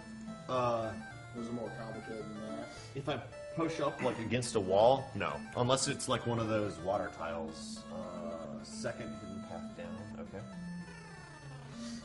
But yeah, if I accidentally walk an additional step, like walk onto another tile, then I have to like walk back. Yeah, that's 2 additional steps. So all my encounters from then on out would happen 2 steps early. I could either look at my screenshots and just kind of figure out where where 2 tiles before that would be. But if you mess up enough, that becomes really hard to keep track of. So usually I'll just get into those battles just to catch back up. 3rd hidden path down. Alright. So as you can see, the maze, this dungeon is such a maze. One of the few chests we'll go out of our way to get here. Kiku, which is 1 item ID above Kotetsu.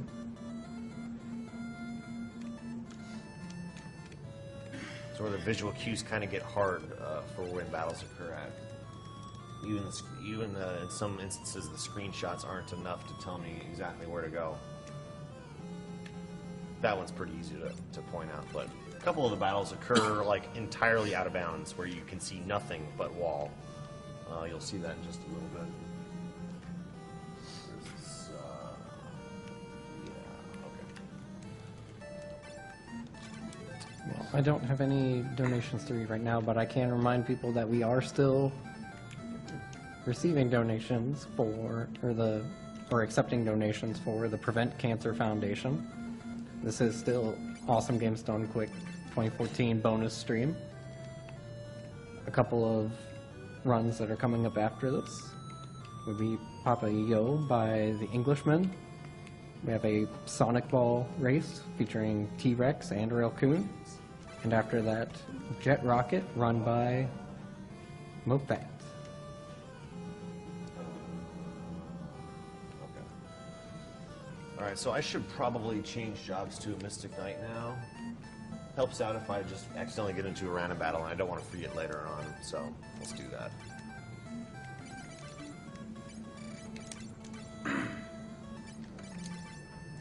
Equip our powerful weapons now. Also, Hecadin has a lot of HP. Oh yeah, okay. I forgot to use the potion, so here we go. This should one-shot these guys. A little bit better. So these guys do split. If I attack them and they don't die, they'll split into more guys. So I don't think that's a problem. oh yeah, the game shows 9999, but you do more damage than that actually. It's closer to about 16,000 damage. Wow. Was it possible to get rollover damage in 3? What do you mean? Like your damage is simply too high? Well, I suppose it doesn't get that high though. It's only about 16,000. 1, 2, 3, 4. See, entirely out of bounds. Like hard to see anything. Yeah, I'm not sure. Like, I guess it's like a byte that represents damage. So you probably have. Well, no, I guess maybe a couple of bytes or something. I don't know. I don't know how much space is allocated for damage values. So I don't know when it would wrap around, but it might. Yeah, you're right. It might. Luckily, it doesn't. Yeah. I mean, it's probably similar to HP. Like I have 42,000 HP successfully, so I'm sure you can do up to at least that much damage.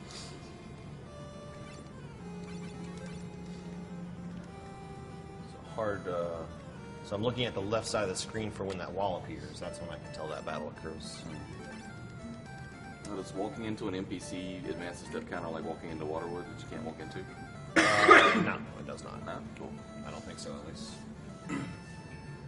No, definitely not, because I've shoved a lot of old ladies in the first town. 2, 3, 4, 5, 6, 7, 8. Oh wait, 9, 10. 9. We are almost done with this place. Finally, huge dungeon.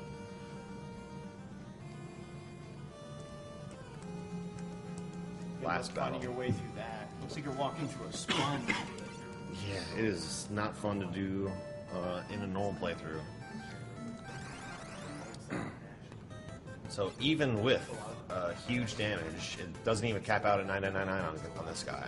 He has a lot of defense, does good damage to you. Well, he's got heck a ton of health. All right, that's great. Thanks for that. So it still took 2 hits to kill him. So having triggered the event of getting the Earth Fang will let me access the final dungeon now. So we're going to cast Exit to get out of here. 1 extra step to skip a battle. And we're on. Sadly, we can't cast Exit on the world map. We do have to backtrack through all this crap. Up, up, up. And there are indeed more random battles. Right. Down.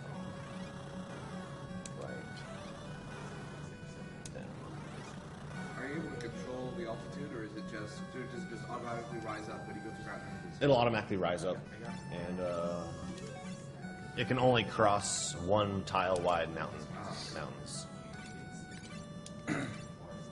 So I'm changing back to a red mage so that the RNG in the next manipulation section works out. Right down, left. Oh, I don't think I'll ever memorize this. I mean, it's probably not that hard. I just really haven't made much of an effort.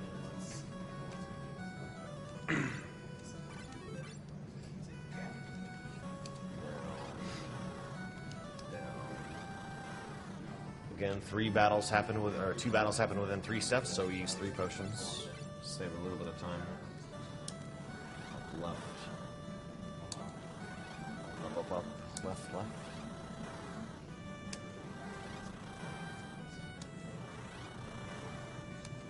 So that was pretty good. We've only been into 2 accidental random battles so far in the run. Alright, 2 battles happened within 4 steps, so I'm going to use 4 potions. And done. Okay, no more steps there. The next part, so I can go straight to the final dungeon, but it takes a while to kill bosses, even if I use my Mystic Knight with those 2 swords. So I want to power up a little bit.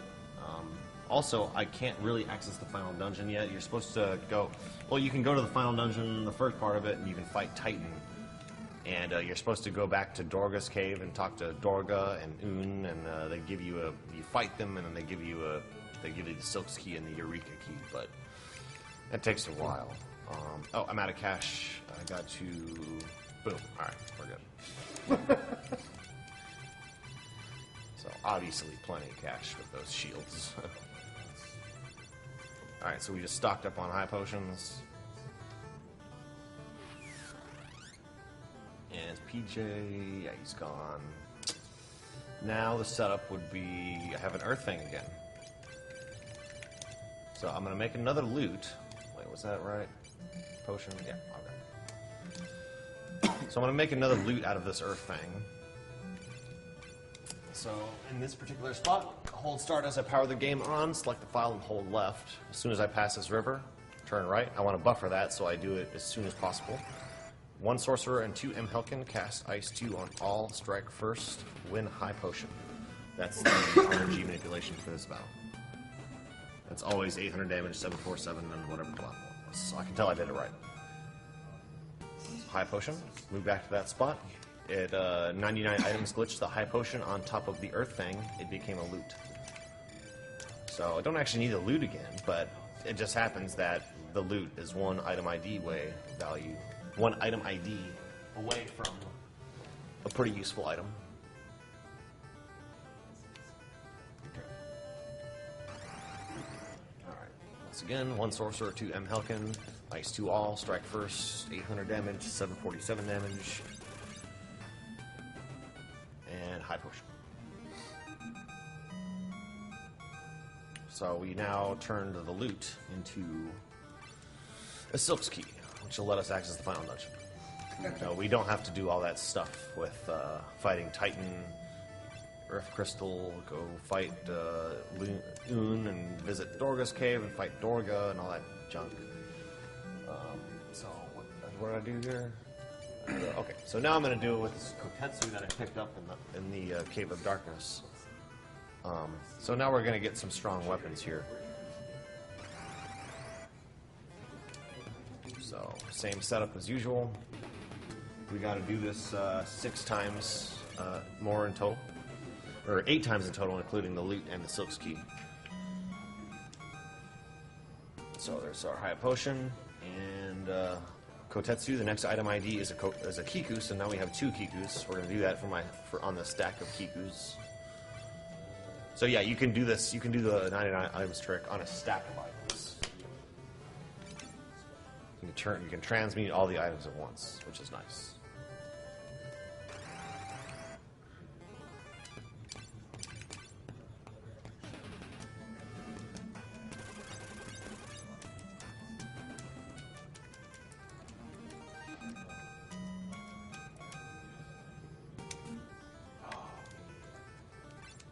Alright. Our Kikus became break blades, apparently.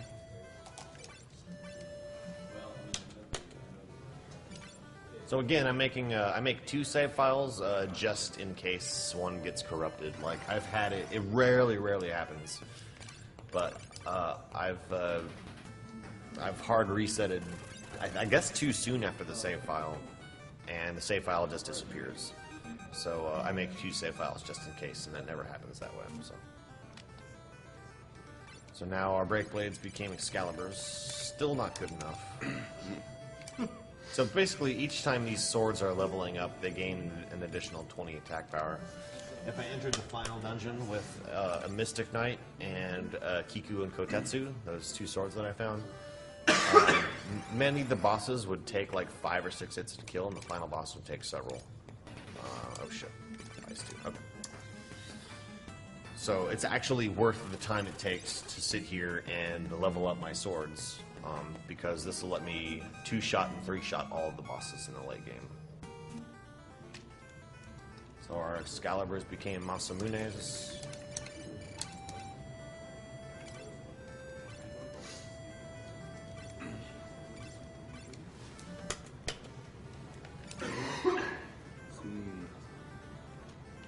Just 2 more times. All right. Well, I do have some donations that I can read now. We have $20 from Anonymous, who says, "Thanks for this immensely entertaining stream and for your help beating cancer." We have a $5 donation from Winant, who says, "Duckfist is awesome all around. I really enjoy the way he goes about presenting while he games. Keep up the great work, everyone." We have $20 from Now, who says, "Thanks for making the math sound fun again, Duckfist." Nice. And we have $10 from I Am the Sky 180, who says, "Hey, Duckfist, what are you doing? This isn't Ninja Gaiden." At least you said that, not Mega Man. But this is an RPG. You know, not too bad. Oh yeah, I'm done. Okay, onion swords. Nice. That's the strongest sword in the game. Cool. So now my screenshots position me 2 spaces away from the airship across a river for some reason. And we do this one more time. And this should set up my steps properly for the next area. Yeah, you know, Final Fantasy III is way different from the other games I was speedrunning. You know, you might know me from doing more action-oriented, like platformers.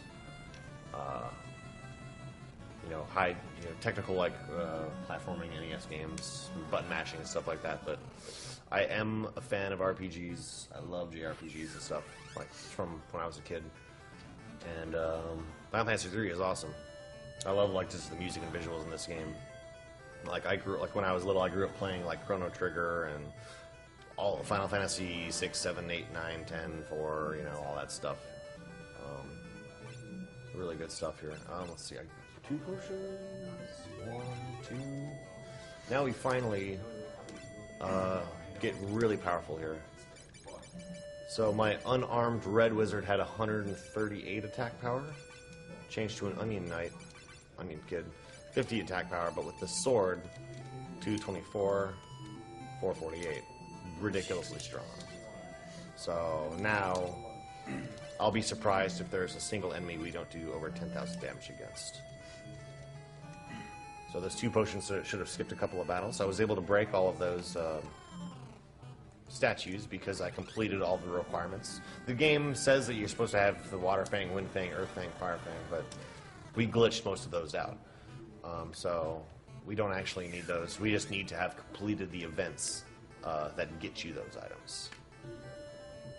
It's like, what do we have? We don't even have any fangs anymore. Okay, it takes the fangs out of the inventory. I had a Wind Fang and a Fire Fang. And it removed those. It apparently didn't care that I didn't have the other ones. Did I already use a potion? Is that I can't tell. I just used 1? Yeah. Okay, cool.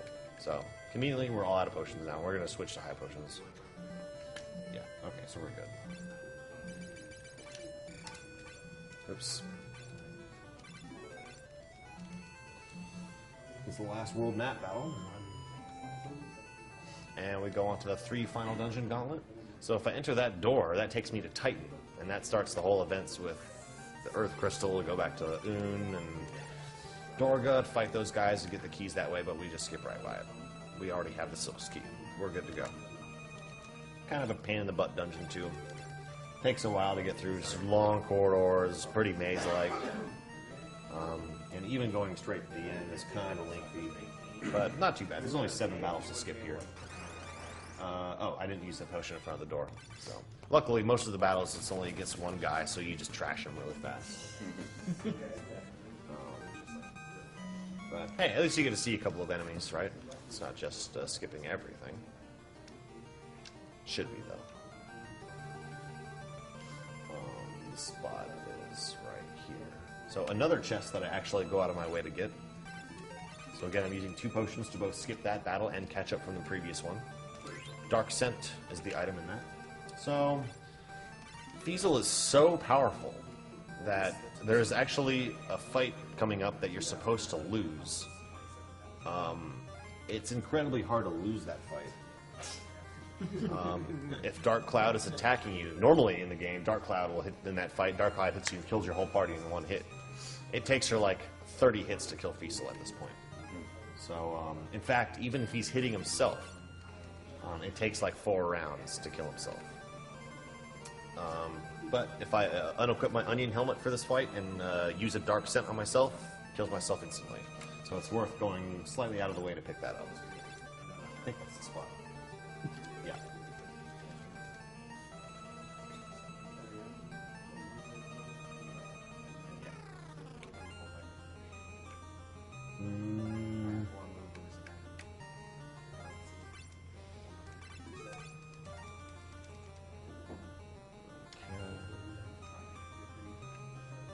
See how much of a maze this is. I honestly thought this was a much easier dungeon in the remake.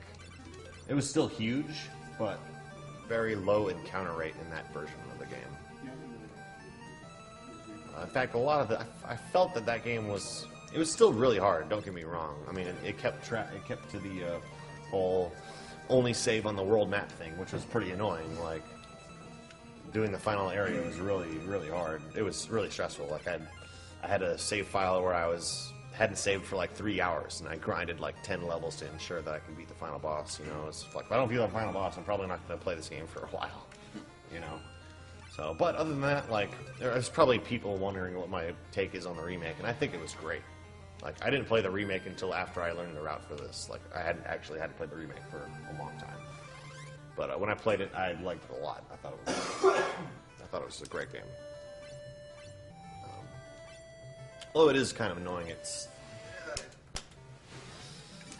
a lot of the boss fights just do multiple hits, you know,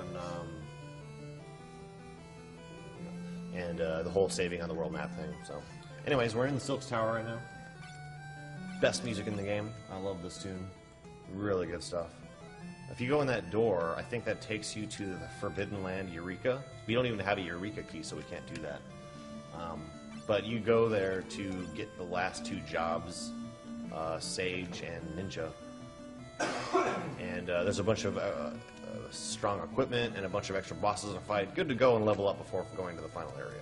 Especially because you can just leave the Forbidden Land Eureka and save on the world map pretty easily. So we use our Silk Ski right here. But, it's not a requirement. But it's too bad because I like the music in that area too.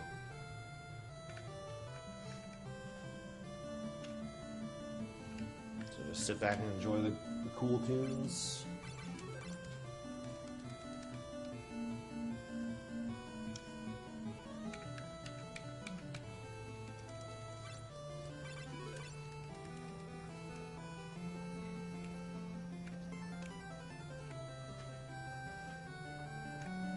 Oh, by the way, I'm going to finish way under estimate. I didn't make as many mistakes as I thought I might. So this should be like a 2-hour and 5-minute run. Something like that. Yeah, I know. What are we at for time right now? It's like 1:58. Oh, that's... Yeah, sounds about right. Time is currently 1:52, 40 seconds. Okay. That's not too bad. That ain't too bad. I'd like to be under 150 entering Silk's Tower, but I did a lot of... I stopped and did some explanation. I accidentally got into like 3 battles. My personal best is 158.14.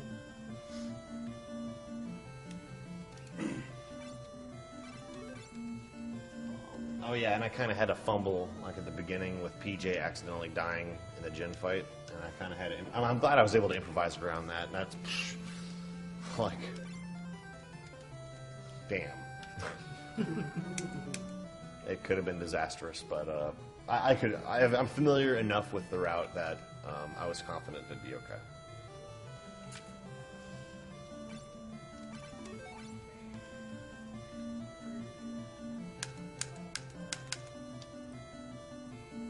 I'm also glad I didn't eat or drink anything this morning. Really, like, I don't know how you guys do these long RPGs, man, but, like, right before I start, like, a Final Fantasy 3 run on stream, 30 minutes in, I gotta pee. Like, I don't know what it is. And there's, like, no chance to really do it. Hey, real talk, Duckface. Essentially, during a Chrono Trigger run in 2011, I had to pee about 2 hours in, and she held it in before I don't know. Oh my god. That had to hurt. Wow, shout outs to No kidding. That's Marathon woman. Dude. That's an iron bladder right I there. know. I would say, be right back. Why would you do that? to note. like, I'm just lucky, like, my bathroom's right next to my bedroom and stuff, so it's like, there's one spot where you don't need any input for like 30 seconds. Those are the best. And that is a mad dash. I've done that pretty much half the runs. For you're like a 6-hour run, I'll do that in like a 2-hour run. Like, oh, well, there's a cutscene. Shouts to Karakarn, who can literally take a shower during Final Fantasy X. Literally takes a shower Wow. during Final Fantasy What does he have, like a 15-minute cutscene? Yeah, it's the kiss cutscene. Oh, God. Oh, wow. Literally The water dance. It's ridiculous. During another that long. cutscene, he goes out and gets groceries. Wow. That's great. Another way to take a nap. So yeah, if you like Final Fantasy streams, check out Karakarn V. Yeah. He's awesome. Yeah, on 7, 8, 9, and 10. I also heard there's this guy named Lexo who maybe sometimes does Final Fantasy. Yeah, every now and then, you know. Couple of games.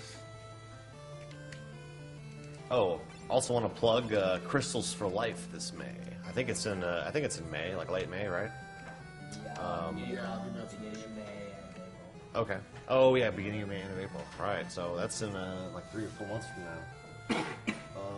That's a big RPG speedrunning marathon held in Edmonton, Canada. A bunch of RPG speedrunners are going to meet up there and raise some money for JRDF, right? Yeah, JRD of Canada. And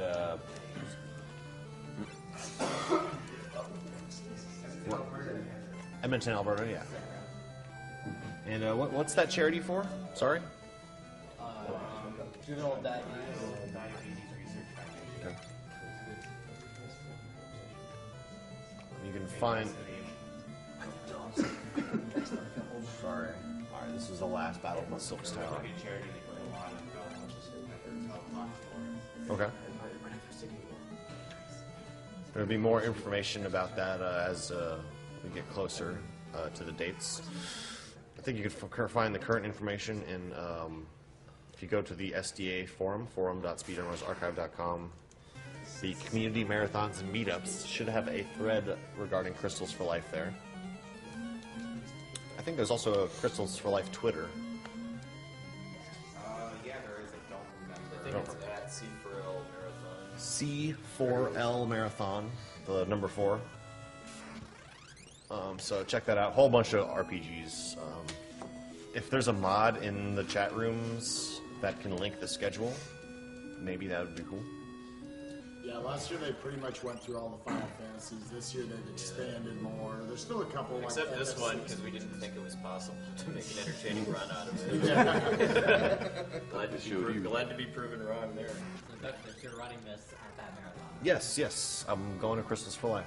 I'm only going to be able to take like 2 days off, but definitely want to go.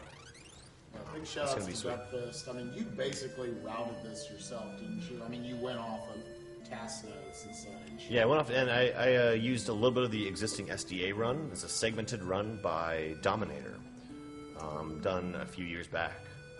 Some of the best run notes I've ever seen. It explains a lot of Yeah, there's super detailed. It explains how the 99 items trick works. He uses the 99 items trick. He doesn't use the max inventory glitch for the early game setup like I do. I think every other run of this I've seen uses the glitch that lets you beat the game in like 5 minutes. Yeah, they use job glitches to call the credits warp command. All right, so I need to unequip that onion helmet. So in the dark cloud fight, I can kill myself right away. I just love how this is the toughest fight in the game, pretty much. Yeah. You kill yourself. Yeah, I know exactly. Well, it's a fight you're supposed to lose in the Dark Cloud fight. The Zonde fight's really hard. He actually has a ton of health. Oh, check it out. He casts Libra. That's my actual HP. Safe to say you're pretty much strong. Milkshakes do a body good. Yeah. Yeah. This is a tough fight. I'm in over my head. I mean,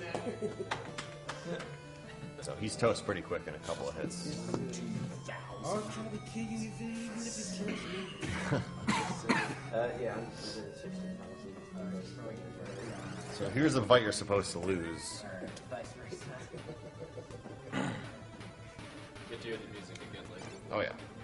I'll let the music loop like once or twice too, so we can hear it. Boom.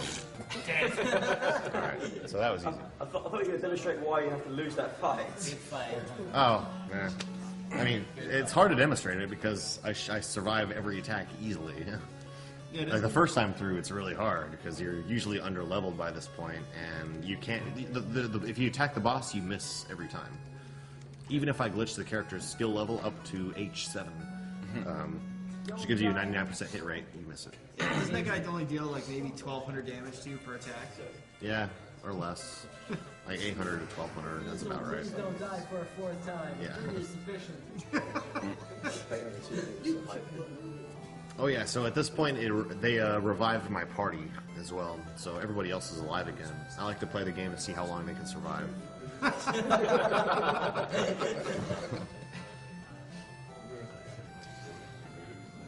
So now we're going to the Dark World. What's kind of the real pain about this is not only can you not save in any dungeon, as soon as you enter that portal, or rather as soon as you come up to the top of the Crystal Tower there and fight Zonde, you can't leave.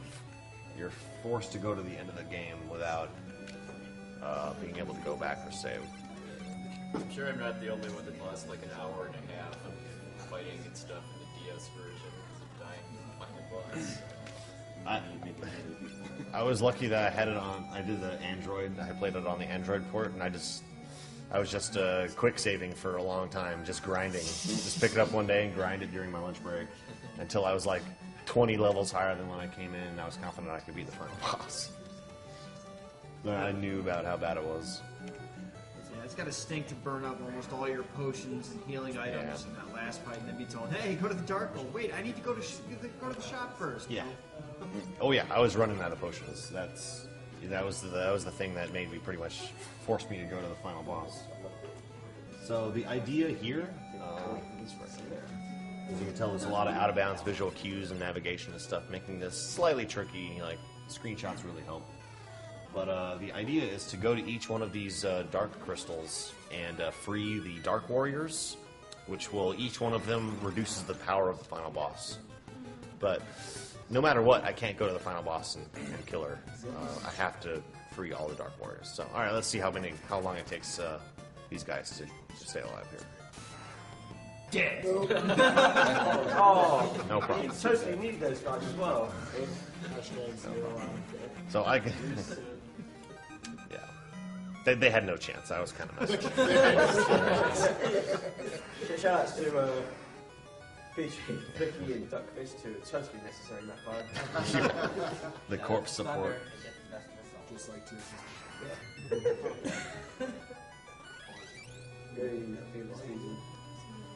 So exit doesn't work in this dungeon, sadly.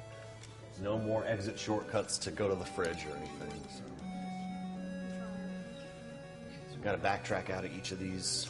Back to the Dark World. It's a separate. There's this hub area where I spawn, and each of the four corners take you to just like a mini dungeon, just with a few out of bounds like navigations and a boss. So there's 4 bosses, 4 dark crystals to free the 4 dark warriors, and then you go into the center part of the hub to fight the final boss.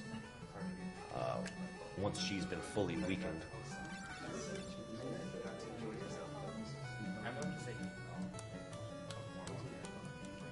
I really like this music too. Really, the end game has just killer music.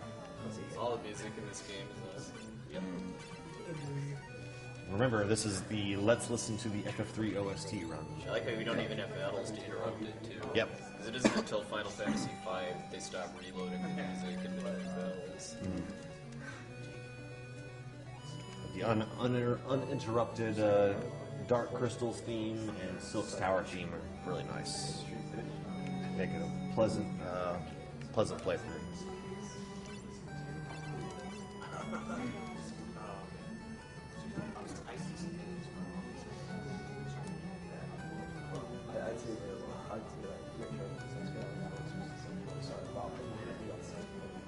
Alright, so I can't forget to do this. The next boss is the boss that casts break on the, shoot. Ambush. Why is every battle that I accidentally get into an ambush? Right. So, anyways, the next boss is the one that casts break on the second turn. Usually I go before he does on the second turn and kill him, but sometimes he manages to actually get that spell off, and it has like a 10% chance to hit me, and it would instantly kill me.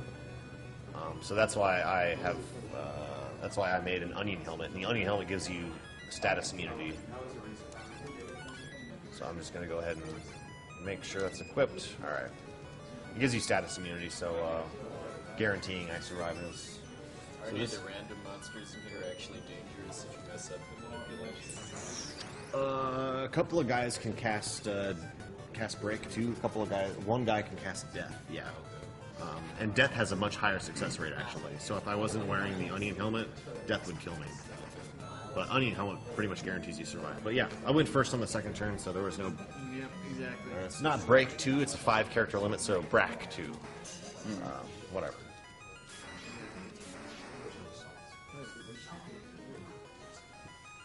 So that's 2 of the Dark Crystals, 2 to go.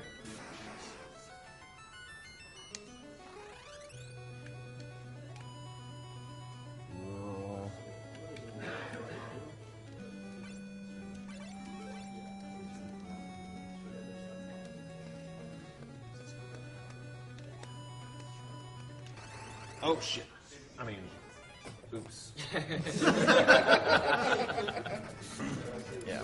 Okay. I forgot there was an additional one on the way out. Ugh. Like, I'm always doing this. At the end of the run, I'm just antsy, and I'm just, like, accidentally getting into battles.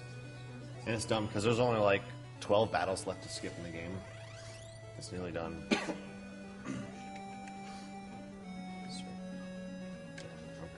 Alright. We got it. One more. Yeah. That's right. Right? Yeah. Right. This one, looking at the right wall, 3 columns of wall. Indicates when I need to use the potion there.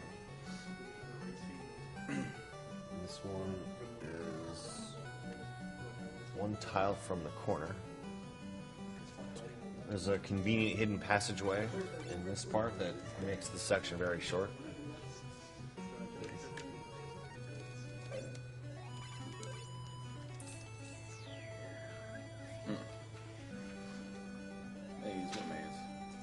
Yeah.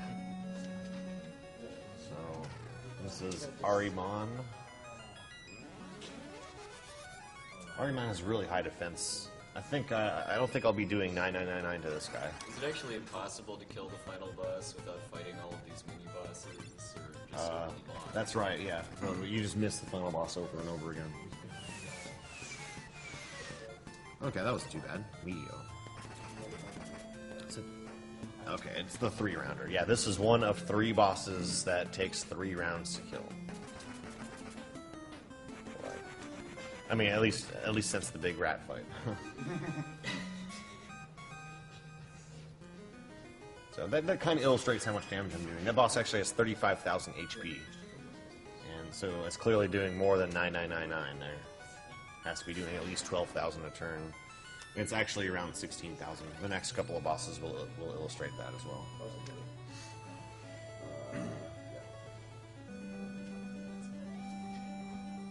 There.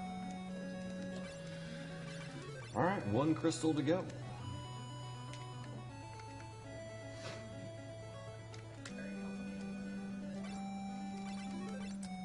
So, this is like the only RPG I run. I love supporting other RPG speedrunners, though. It's really hard to take the time to route it and play RPGs, though, for me. I don't think I'll be doing any other RPGs anytime soon. speedrunning wise.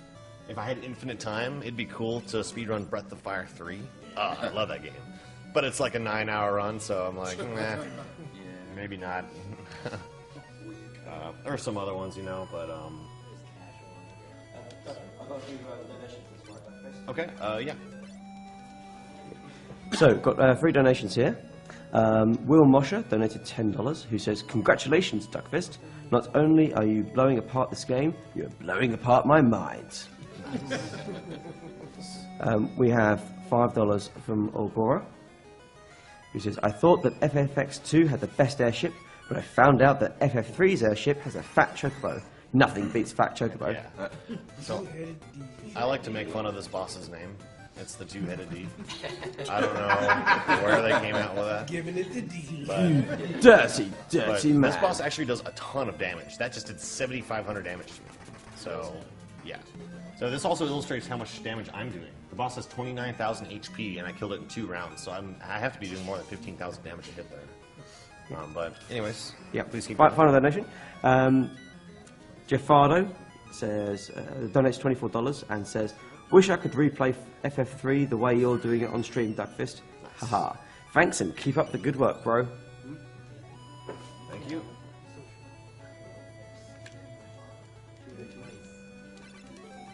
But yeah, I typically speedrun like platformers and stuff. I'm a big platformer fan. I love playing those types of games. Like, love Mega Man. Speedrun Ninja Gaiden occasionally. And I'm currently learning Super Mario Brothers 3. So I'm going to be speedrunning that. When I get home, my streams will probably be mostly Super Mario Bros. 3 streams. So if you like that stuff, hit me up on my channel and give me a follow. I'll occasionally do an FF3 speedrun. I'm not too, I don't really care too much about improving my time. It's just fun to play through every now and then. And for me, the run was mostly getting the route down. And now that I'm comfortable with it, I think I've succeeded in that. I don't really care to push it too far. But if I wanted to be picky, I'm pretty sure I could shave 5 minutes off of my personal best and bring it down to a 152 or 153. Duckfist, I don't know, have you already explained how the task differs from your run? What's up? How the task differs from your run? The tasks, well, all the tasks do some kind of job glitching. The 39-minute tasks, it's been outdated by the recent credits warp tasks. But 39-minute by Pure Huko does this crazy inventory glitch where it fills your entire inventory up with items, with random items, and it uses the glitched airship to fly across mountains. And it's pretty crazy. I recommend going on YouTube, and there's a cool video you can watch of that task, where there's annotations and the author explains exactly what he's doing. But anyways, all the battles are over. This is the final boss. Oh man, this one, no, it didn't kill you. You killed yourself. Yeah. But, because it couldn't kill you quickly enough. Yeah, so as you can see, 732 damage. Yeah, it would take 50 rounds to kill me. So she's dead in 3 hits. She's 45,000 HP. Just gonna let the music play for a loop here because it's so good. I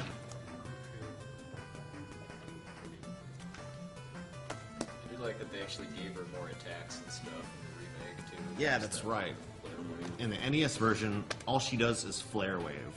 So all you have to do is grind enough to be able to survive an onslaught of Flare Wave throughout the battle. And that can take a while. Does Flare Wave do anything except damage? Nah, just damages everybody in your party.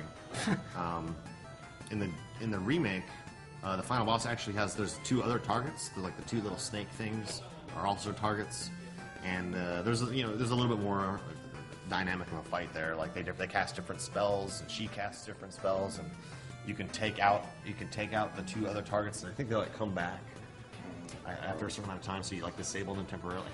I don't know. It's been a little while, but it's definitely a more challenging fight as far as strategy goes, rather than just survive. But yeah, so you reckon you can survive this? Huh? Do you reckon you can survive this? It's done. Okay, good. That was close. It was around 213. 213? Cool.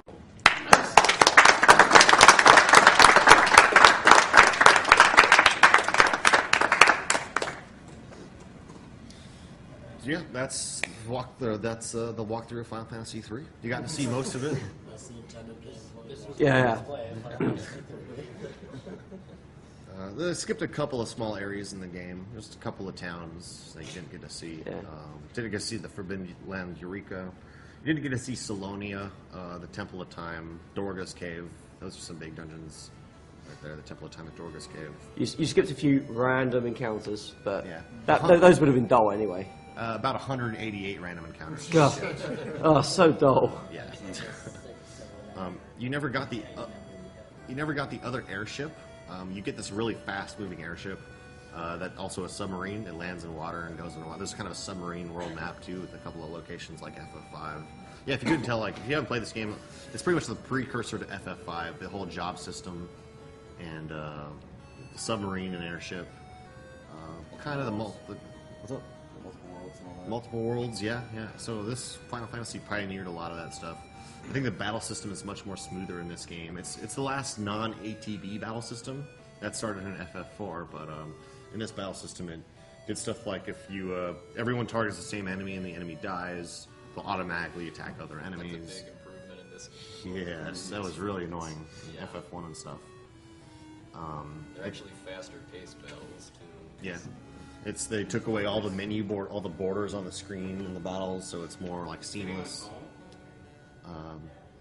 There's damage numbers above enemies' heads in this. That's the first time they did that. I like the little numbers that show like what is queued against which enemy Yeah. too. Yeah, so you can tell what people have done the previous turns. Yeah. So we're going home. We haven't even met two of the people we're with, but we're going home with them. Oh, do you meet your taxi drivers before you go home with them? No, that's right. Yeah, they just picked us up, I guess. Yeah. I thought they had some kind of plot significance. But No, I'm just not gonna worry about it. they're just a taxi. They're pretty good taxi. Hope they don't want a tip.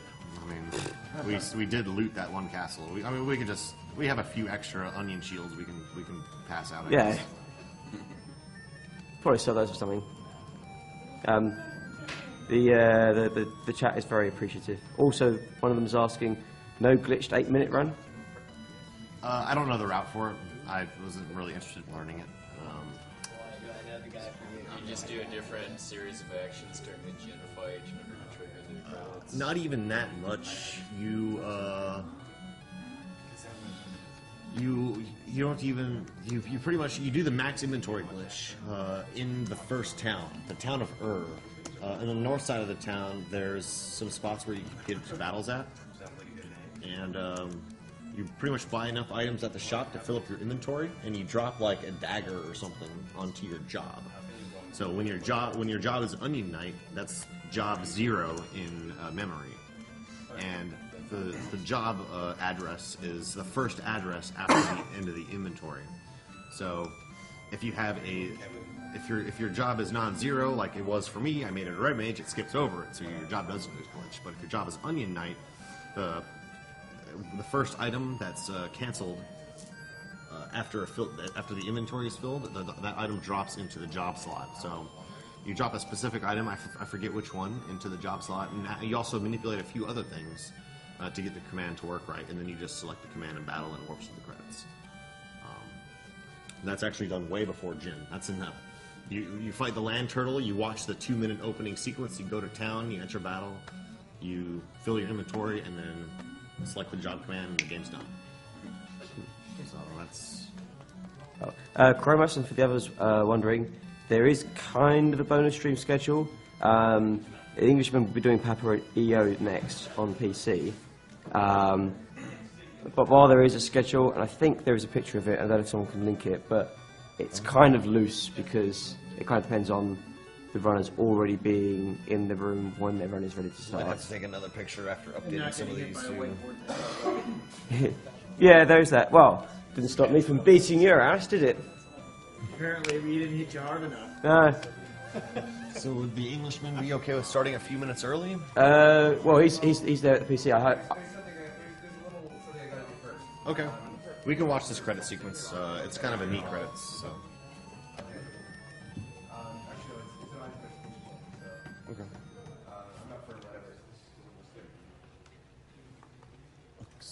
This is where you go with the credits warp, right? You so you actually skip the ending and just go straight to this. Yes, I think that's right. Yeah. I think the only person that I know that does the credits warp runs, he's Dio Generate is his Twitch name. Dio Generate. He also has a walkthrough of how to do it.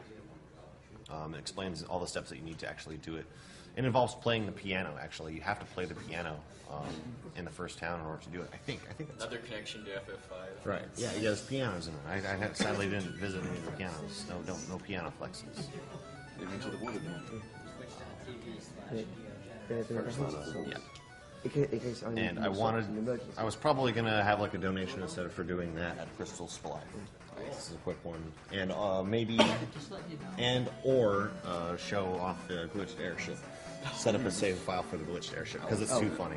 I'll just have to instruct people to turn down the game audio a little bit because it just like blares sound when you do it. So Fiesel, level G7, Trooper. He's a 7th level G. So that's not Hex. It's the game just like starts going into other characters. It's like level 166 or 167 or something. So DJ Dice got us through Big Rat. Applause for that guy. And then everyone else. Shout out to Flicky waving his sword about like he did something. Level 7. All he did was Maybe rest in add peace. more way for Fiesel to drag around. Corpse support, extra battle commands, and myself. Duck Fist for best corpse of AGDQ. I don't know how I managed to gain one level higher than that guy. Alright. You're always a level lower, Flicky. And then all these Sarah we met inside a Cave of the Seal before Jin. Sid was he was turned to a ghost in the second town. We let his wife die. Desh was he's the guardian of the Tower of Owen. He came back from the dead. Elio, she was in the shipwreck. She unlocked the water temple for us and got assassinated. Yeah, the jealous fake light warriors. Alice, the Prince of Salonia, whom we never met.